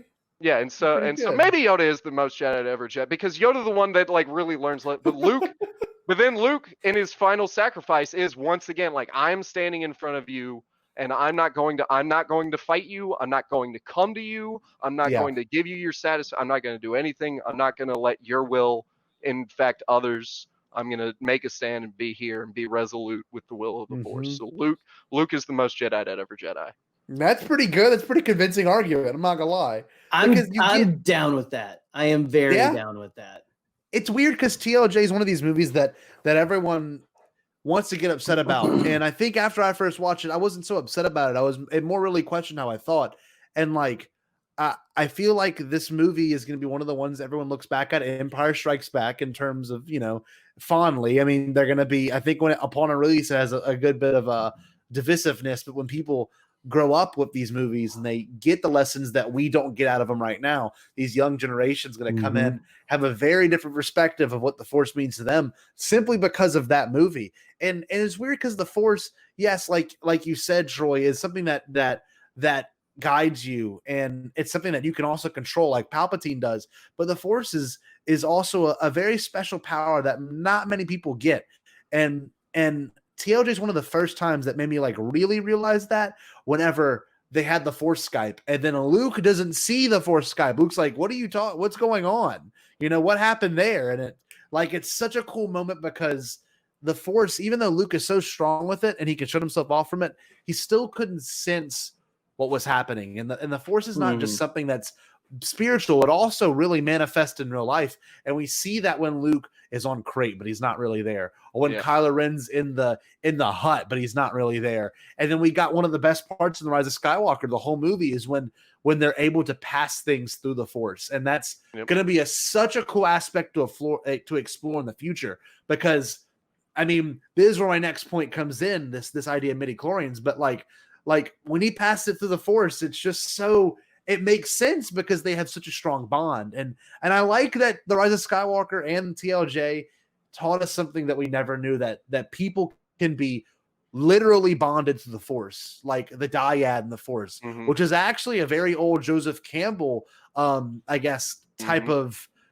philosophy. And it also brings up the yin and yang thing you brought up, Troy. It's like this idea of these things having to coexist just because, and for a dyad to happen, it's once in a very long time, apparently, in terms of Star Wars. But I don't know, you can almost see a dyad as your soulmate in terms of Star Wars too. And I don't know, I the idea of soulmate's very interesting. I've encountered things in my life where I'm like, man, I felt like I've known this person my whole life. And I think that's a weird spiritual thing that I often think about, and it's kind of Star Warsy in terms of like, sometimes you can just hit it off with people. Like when I first met Jerry, boom, I don't know what it was, but it's something that's unexplainable. I think it was that I never left you and Katie's side on that's probably it. Friday. So I was, I just bonded myself to you. So like a parasite, much like midichlorians. Yes. Okay. Exactly. And parasite versus symbiotes. Symbiotes. Yes. Sorry. Yeah. Symbiote. Not. Yeah. Sorry. That's a good point though, Troy. Parasite versus symbiotes, because I teach this concept in science all the time. Symbiotic relationships are super important, because symbiotic is when they both benefit. Parasitic is when one benefits, the other one gets hurt. Then you have I forget, there's a second one. Troy might even know it more than I do. But the second one is when one benefits, the other one doesn't benefit at all. And it's interesting because right now, I think the term midichlorians was introduced in the Phantom Menace, and a lot of people didn't like it because it almost diminishes the mysticism of the Force.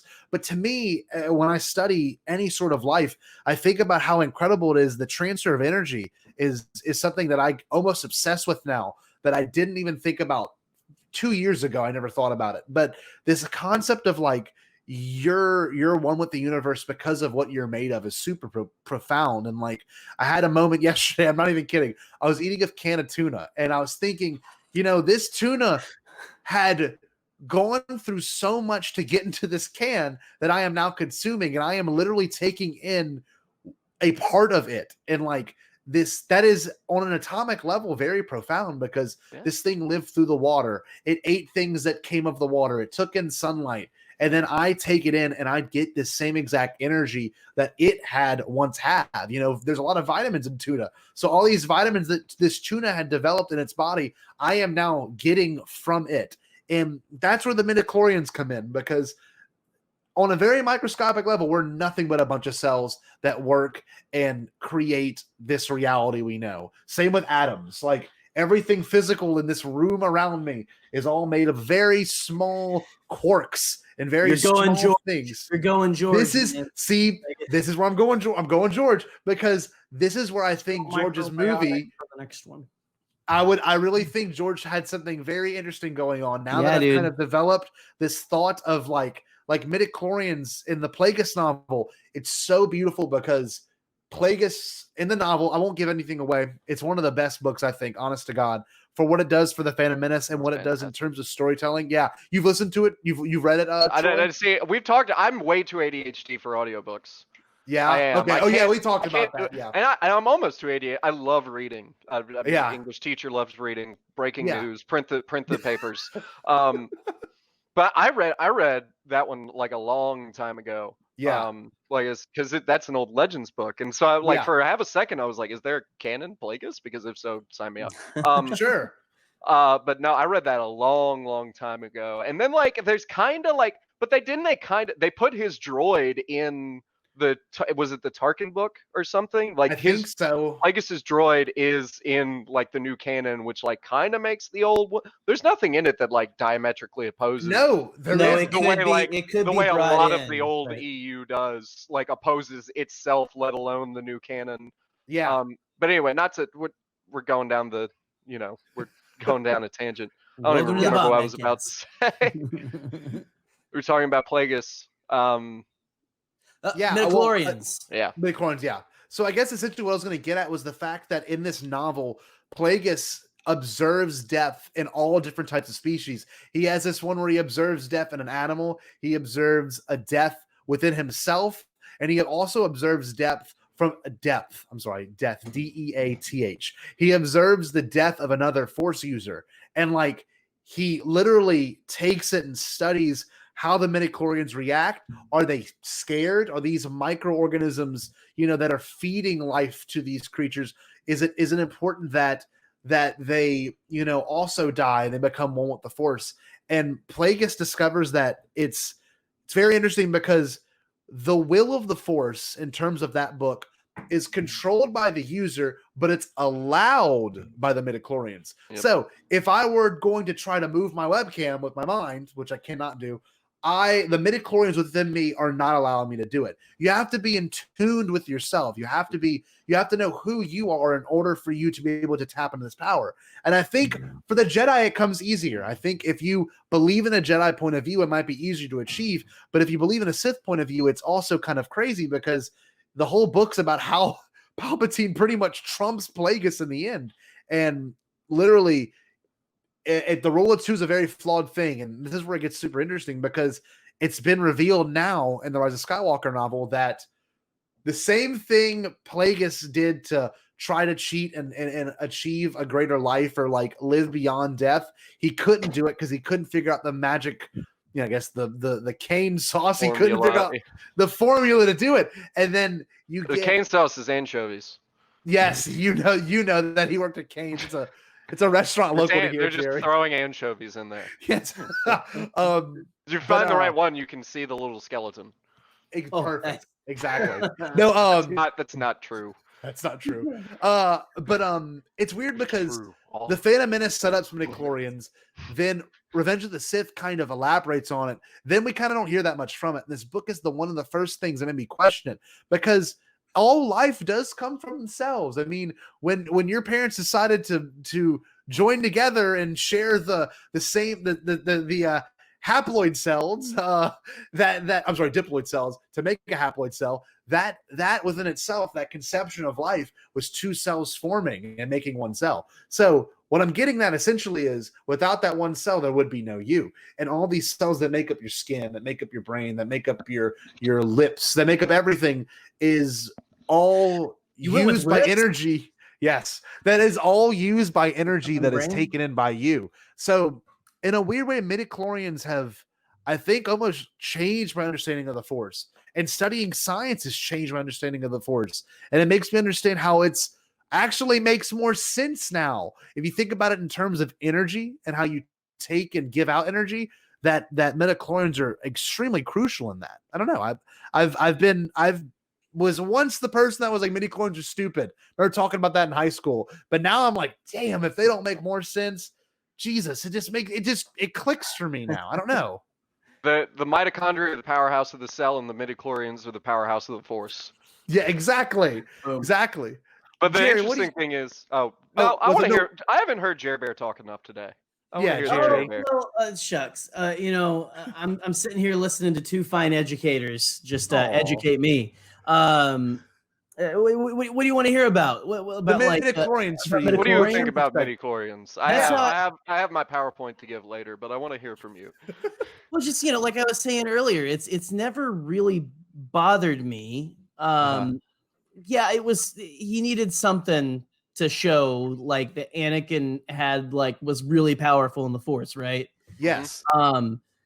And I don't know. It's Scott. You said you were upset about it in high school. We talked about it in high school. It's almost as if high schoolers were the ones who were mad about it back in the day, or guys who lived in their mother's basements. Sorry, Pete. I'm joking. I know. Yeah, Pete wasn't living in his mom's basement when he saw it. But I've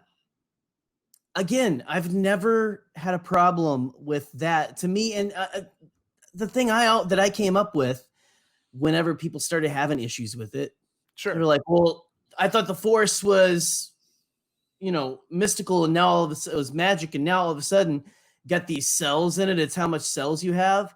I'm like, no, like everyone has the midichlorians. It's almost like that, like you're saying, the transfer of energy. It's like that's what they are channeled through. It's the pathway. It's not the Force itself. It's just that's the biological reason why you feel it and stuff like that. Well, if Anakin has more midichlorians, it's not to say he is stronger in the Force, because he's not. Obviously, Yoda might be one of the strongest ones, but he might have the ability to channel it better than most other Jedi do. Well, his reception could be better if he works on it, right? Yes. Basically, I don't even like that saying that. No, but it's weird because if you think about Palpatine too, they never got Palpatine's blood sample. Palpatine could be the one that's literally has the most midichlorian count. Most Jedi to ever Jedi? Yes, in a weird way. Certainly the most Sith to ever Sith. That is undeniable. You gotta make sure not to get your letters mixed up in that. The most Sith to ever Sith. She sells seashells by the Sith sells seashells by the seashell. By the shish. I don't know, like, because that's again, like I said earlier, my philosophy in the Force. It's always been funny to me how, like, I know, like, we want to separate spiritual, physical, right? Of course. That's like our natural inclination because it seems beyond us. But at the same time, you look at the nature product of the scientific revolution and the Enlightenment. Right. Well, right. Yeah. But, to me, I look just more big picture at they're both a part of life, right? Yep. If you believe the spiritual exists, right? And then you have all these physical things, and there can be physical manifestations of spiritual things. It's all part of the tapestry to me. And so it's never been something that has made me feel like it's not mystical. In fact, it makes the mystery even more like, whoa, like it does. If they discovered your pituitary gland is actually where the soul is, or whatever, in science and stuff, like, I wouldn't be like, well, that takes the mysticism out of it. It'd be like, whoa, why? It almost adds the layer. You're right. It's not in the spleen. Again, it's just process. It's how it works. It's like, this is why, and it's like, okay, yeah, it still doesn't disprove or anything like that to me. No. It doesn't ruin the magic, so to speak. And so it almost adds to it. It almost makes you question more on a deeper level. Why did George decide to put midichlorians, and why do these two worlds that we want to separate refuse to be separated? Damn right, Jerry. That's a good point. That's really true. Oh, I like that. Troy, you going to keep blowing my mind, brother? What you got? So I think this idea of, like, separating the the spiritual and the physical is certainly like I said, it's because, you know, ever since like, you know, the Enlightenment and the advent of, you know, the scientific method and all these things where you put we've learned so much about the world because you put the physical in a box. Yeah. And that is great and it's fantastic, and we know so much about, you know, more about our lives, and it's meant that civilization has flourished. But you also have to be able to step away from that box and recognize that there is without question some sort of dimension to our existence that is other than our normal data. And you can even look at a philosopher like Sam Harris, who's an atheist but still talks about meditation and mindfulness, and sort of like there's a I hesitate to say spirituality, but he talks about that's, you know, these sort of enlightenment things. Now he talks about them from the point of view of like what's happening with our brain chemistry and things like that. And, you know, maybe you can reduce it all down to that. Maybe you can't. That's, you know, I go back to like the, you know, when I talked about the academic side of philosophy is like trying to like reasonably argue whether you should believe that, you know, you can reduce everything down to atoms and quarks and stuff or not, you know, and that's, you know, it's obviously not what we're here to do today. But like I don't think it. I think it's and so like I say, even people who don't believe in, you know, a personal creator, which, you know, the Force isn't personal in the way that the Abrahamic religions are. I think that's undeniable, and I think Star Wars does a very good job of you know, encountering both in that that cycle of the cosmic force and the living force. You know, like I said, George, I said this earlier, George did a very good job of figuring out what was universal. Which, you know, you can find and people talk about. You know, you talk about how the golden rule or some iteration of it is found in every major lasting world religions, whether it be ethical monotheism, whether it be, you know, polytheism, or whether it be religions like Taoism or Buddhism, which sometimes blur the line between what is religion and what is just like a life philosophy and things like that. You can find those sort of ethical principles in all of those things, because religion is ultimately about what we value. And like I said at the very beginning, Star Wars is about what we value. It's about family, and it's about doing what's right, and it's about protecting those you love and preserving what you think is important. And about finding your place in this world. You know, am I supposed to just be this kid on Tatooine that stares at the suns, you know, or is there something greater for me? True. And I think I said Star Wars about midi-chlorians, if nothing else, gives a biological reason why the Force runs in families.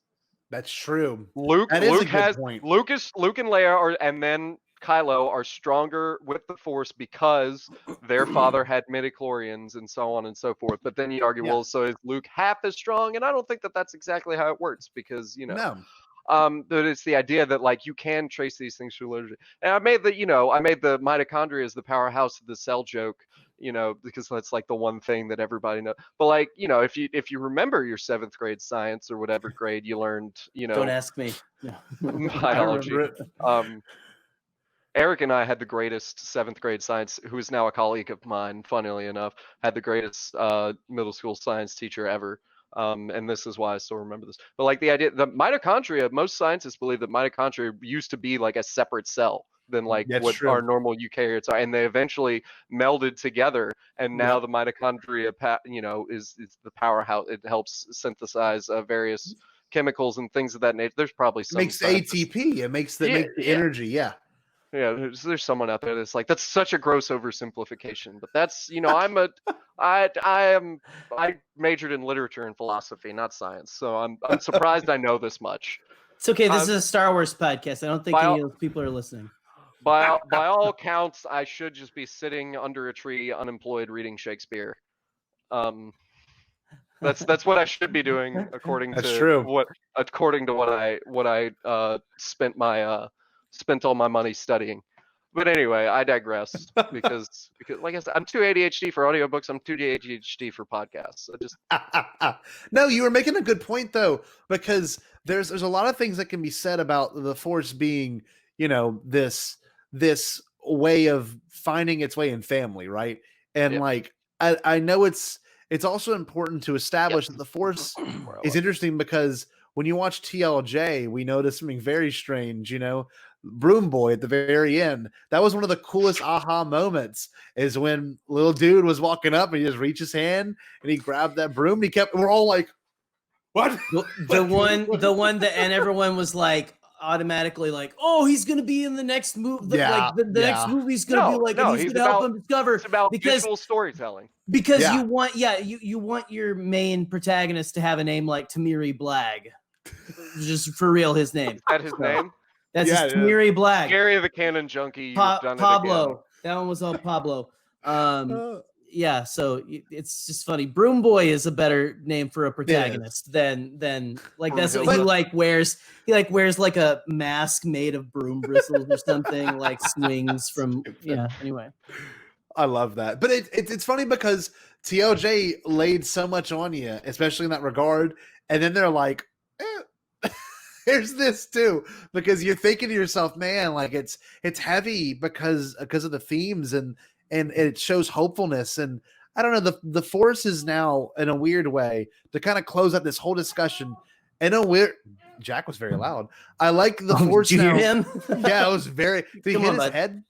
He's he bumped the desk. He bumped the desk. So I think he wants to be fed. So here you go, everybody. It's feeding time. It's feeding time. He's like, hey, you gonna be done soon? Come on. So sorry, buddy. To close out this discussion, essentially, we know the Force now has taken on a lot of different meanings and that it's changing. And I wanted to leave everyone with this idea because we've got all these new movies in the works, apparently. We've got the Kenobi show. We've got Mando season 2. We've got apparently a sequel to Rebels in the works. We've got a bunch of things that we're not aware of. We got Taika's new movie. We've got a ton of stuff. And I wanted to ask you to kind of close this whole thing out. What is the future of the Force? Because the Mando did something very different than we did not expect. And I wouldn't mind kind of starting it because that show was the one where I was like, they're not going to include the Force. There's no way. This is kind of stupid. And then they did, and they did it in the best way possible because they did it from a mystical aspect again. They took it from a very mystery, like the idea that the Jedi were sorcerers was so cool because I never thought about it that way. I'm like, I guess they are like wizards, like really, like truly space wizards, man. Space wizards versus space Nazis. There we go. Exactly. Space warlocks, right? Yeah, space Nazis. Yeah. The child is one of the few characters that completely changed my opinion of the Force without any form of training to our knowledge. That little dude used his feelings because he knew something was going to happen and he saved the Mandalorian from the Mudhorn. Okay. He then did it again when he tried to healed Grief Karga, but he also did something very interesting too that most people don't mention is when Cara Dune was arm wrestling with the Mandalorian in that one scene. Yeah. The child didn't think anything but that's a threat to the person I love. And he started to choke her out. And I was like, that's great. Like he knows he does not know the dark side. He does not know the dark side. He does not know the light. This is the future of the Force, is the fact that this child is neither aware of either side. He just knows what's happening and what's maybe not a good thing. Like when the flame trooper walks in and he just blows the fire, the child probably didn't think, well, I'm going to move this fire out of the way. He just thought I'm going to protect these people because these people need to be saved. And I don't know. The child is this weird enigma of things that I never thought I needed in Star Wars, but it's almost making me rethink everything I know about the Force. So, boys, what do you think about that? What recently has changed your perspective on all this? I don't know. Truly wonderful, the mind of a child is. Unless you're arm wrestling their dad, and then they will try to kill you. I think the child is a very interesting concept, and it's a very similar concept to Rey when everyone was raging, like, why is she so powerful with no training? And it's like, but they say nothing about a baby. Yeah, but how long was they don't. But how long was Luke like in the you can make the argument that like the entire year or however long officially is in between A New Hope and Empire that Obi-Wan was Force Ghost training him, and that's how he learned the telekinesis in between movies and all that. So like Yoda was just putting the finishing touches, but like I don't know. I think And I think this goes back to the midichlorians thing, which I want to round that thought out as I talk about the future of the Force.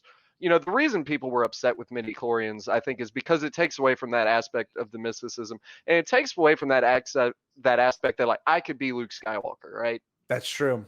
But I don't think it, because like already it's like Luke.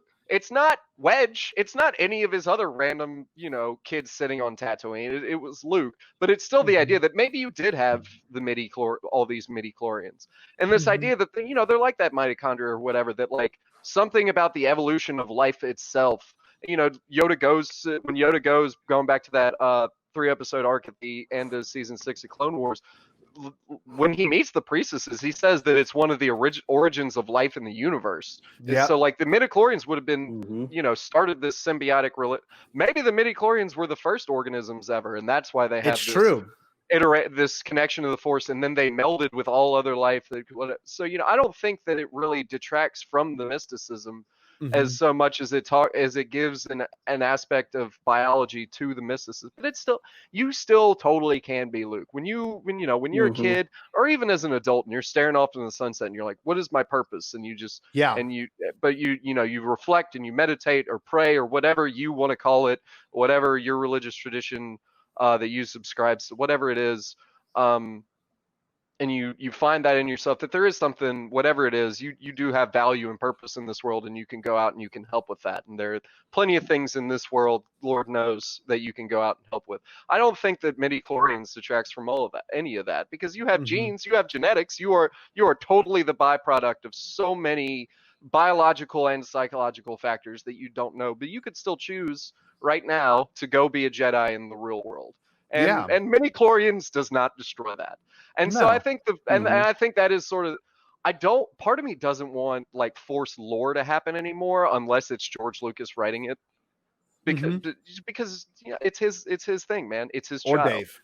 But or Dave. If Dave does it, I'm fine, because he is Dave is. So if it's not Dave, and I don't know if the World Between Worlds was a George thing that George told Dave about, or if it was all a Dave thing, but it works, man. So I don't know. I'm very cautious about Force lore, but then the idea of like the child, where like whatever it is about this species that is so in tune with the Force and is so in tune with nature, that without this understanding of what people are and what values are and what morality is, that it still just does these things. I think that that's a really cool concept. And so and like I said, like the Force is what makes Star Wars. You can't have you could, in theory, have a show. You could have had The Mandalorian without a child, and it's just him doing bounty hunter stuff, and it like no Force, other than like maybe a random mention of like a Jedi being, in the rebellion or whatever. Yeah. No Force happening. Would it be the same? It would be missing something. I think fundamentally it would. In a weird way, it would be, and we didn't know we needed it, which is the best part. That's what Star Wars is good about. That's what John Favreau and Dave Filoni are giving you what you need. Yeah, we didn't know we needed it, and it's a perspective now that challenges every thought that I've ever had, and like it's such an awesome thing, because people would almost want to deny it, and like it's a cool thought too, because you've got Baby Yoda who exerted himself and he passes out every time he does something stronger than what he can do, and that's interesting because Luke did the same thing, and that was very much newly introduced, that the Force cannot make you exert yourself. I mean, Ben Solo did it. He literally gave the rest of his life to save Rey, and he faded into the Force. So I don't know. I'm so eager to see where it can take us. Jay, where do you want it to take you? What are you looking forward to in the future of the Force? I think we're going. I just want it to. Me. I like my Force stuff. I like my dark side stuff. Really weird and stuff. Yes. Like it is weird amalgamations of black magic and weird off like the Night Sister really stuff. really yeah. really well, like really Night cool. Sister stuff, but also like the really like Joseph Mengele style science and stuff, like you're sewing the head of a cat onto a soldier to see if it like will not care about anything or whatever, like you do weird stuff to like prolong life and all that. Like I like that part of dark side. And I love that what they've done in the Disney era, especially. I mean, just with Clone Wars too, like George was trying to as well. I think as people, when it comes to religion is just basically, or faith, whatever philosophy you subscribe to, again, is being comfortable with the ununderstandable, right? True. Yes. And I love that they've been doing it. I think they've been making the Force so much. People are all trying to like put the pieces together. We did just now. We're not necessarily trying to put the pieces together to make it all fit together so we can understand it. But it's just cool to really think about these concepts and what does that mean? And that's more the point of it is being comfortable with that. I don't think it's possible to understand every aspect of the Force, right? You know, like that's what the Sith want to do, right? They want to like control. But I don't know. I think we're gonna get some interesting stuff in the High Republic. Yeah, you're right. Era of stuff. I think we're gonna get some really interesting stuff. I can't tell you because because of what we've gotten so far. Luke projecting himself to Crate and fooling all of us. The exertion, the world between worlds. Is it time travel? Is it not? I subscribe to it's not technically time travel. But it's the whole thing of like Ahsoka they didn't time travel to save her. That's always how she got out. Right. Yeah. It's just weird theories and stuff like that. But I just want more of that. I love that. And again, that's the stuff that people are like, we want to understand it. I just hope that they don't try to, I don't know, maybe you could say like the midichlorians was trying to explain it. But again, I just feel like you keep opening the boxes. Sure. And letting the stuff out and stuff. Right. And it's not in a box. It's like, look at the universe we're in, we're discovering new stuff all the time. Oh, yeah. Every day. Everything. And it's like we can't comprehend that. Something without end, right? Or nothingness or whatever. Like we can't even the concept of a god or gods or whatever who have never had a beginning and will never have an ending. They've just always been. What even is that? Yeah. Like you want to short circuit, like just spend 15 minutes really thinking about a being who never began and never will end, whether you believe in it or not. The concept is just like profound. What? That's I feel like I don't know. I just want them to continue in the Force again, not like, hey, make it super Christian, make it like really make it really Buddhist, really do this, like keep it ambiguous and stuff like that, but just like I don't know, keep going on the challenge the thought. Challenge it. What is it? Yeah. What does it mean? Why is it doing this? And come up with new crazy like aspects of it. What? That's something it can do. But please never make it about pulling down a Star Destroyer with your bare hands. I get that. Like a basketball and stuff. I mean, maybe it depends on how it's done, right? I'm not ever going to say never and stuff because that was cool in Force Unleashed, but I'm shell shocked again from the TLJ wars. Well, boyos, Jerry, I loved every point you made because you've got a very, I don't know, a great grasp on things like that. I really very twisted sense of the world.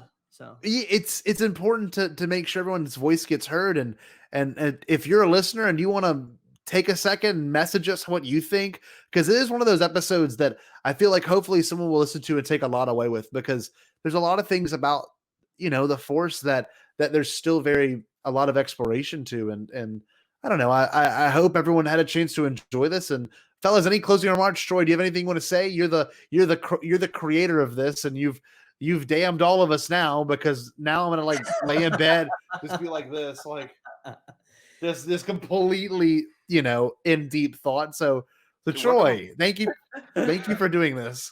No, I just I'm listening to Jerry, like, can you comprehend the profoundness of something that has no beginning or no end? And I'm like, well, the Latin for that is ex nihilo, and I had to study all of this. And It's a terrible thing, but it's a beautiful thing because it makes you ponder your own actions. It makes you more mindful of your own actions. It makes you mindful of others' actions, and the role you play in this life that you have found yourself in.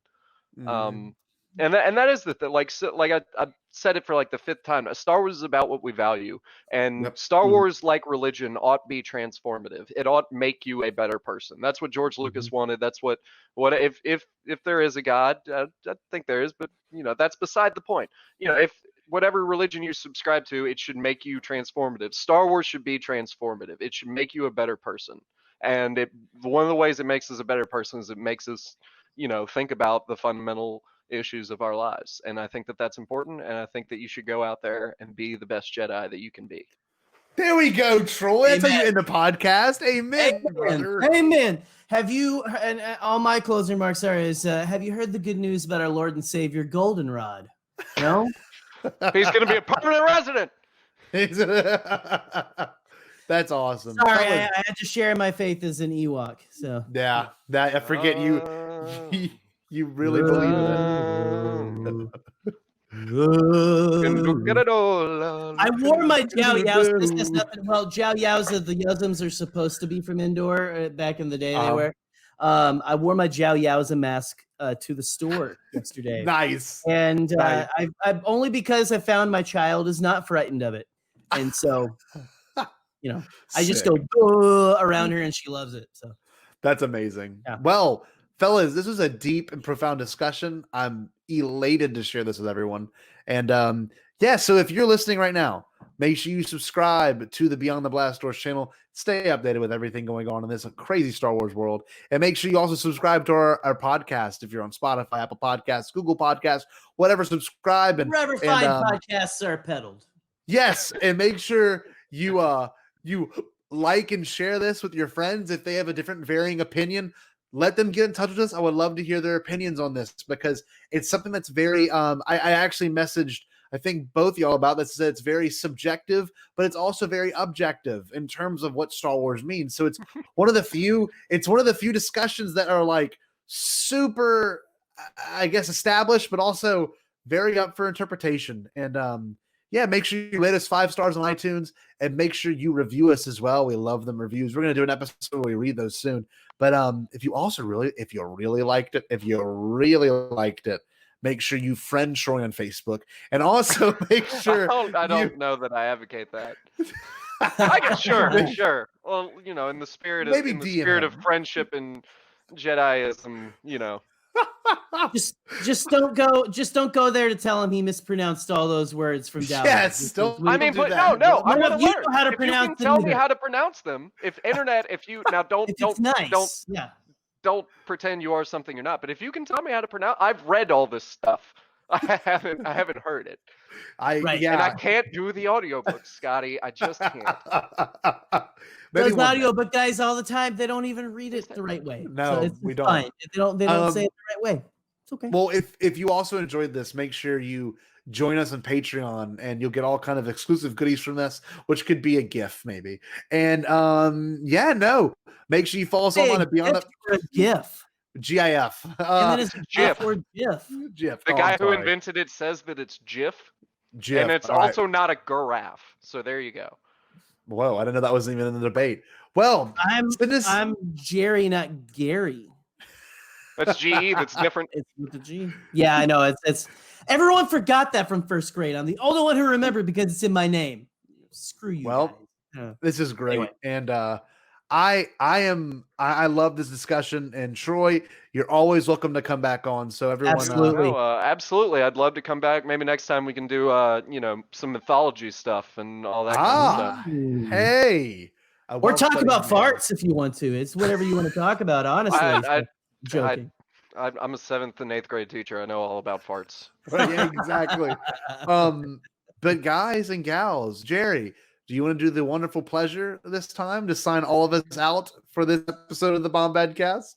Absolutely. First of all, Troy, again, thank you for coming on, man. Thank you, T. Seriously was a good time. I enjoyed. I was taking in a lot of knowledge and stuff, which is why I was silent and stuff. It's like, a wise man once said, just be slow to speak and quick to listen, right? I think a wise man said that, it's in the Bible. But all his life as he looked away to the horizon, never his mind on where he was. Absolutely. So you followed Yoda's teachings today. I'm proud of you. I did. Very much. Very mindful. You gotta slow down and listen, guys, but most of all, you need to stay bombad.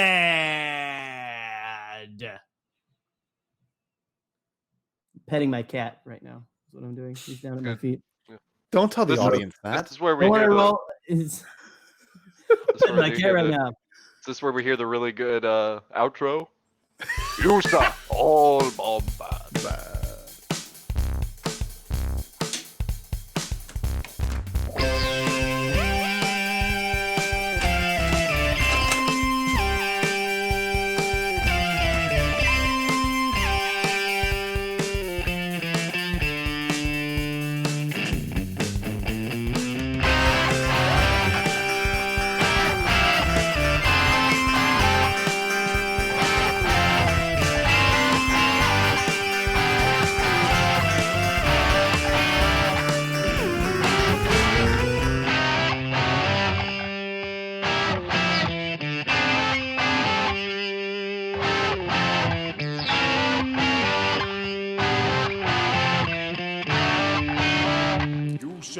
All bombad.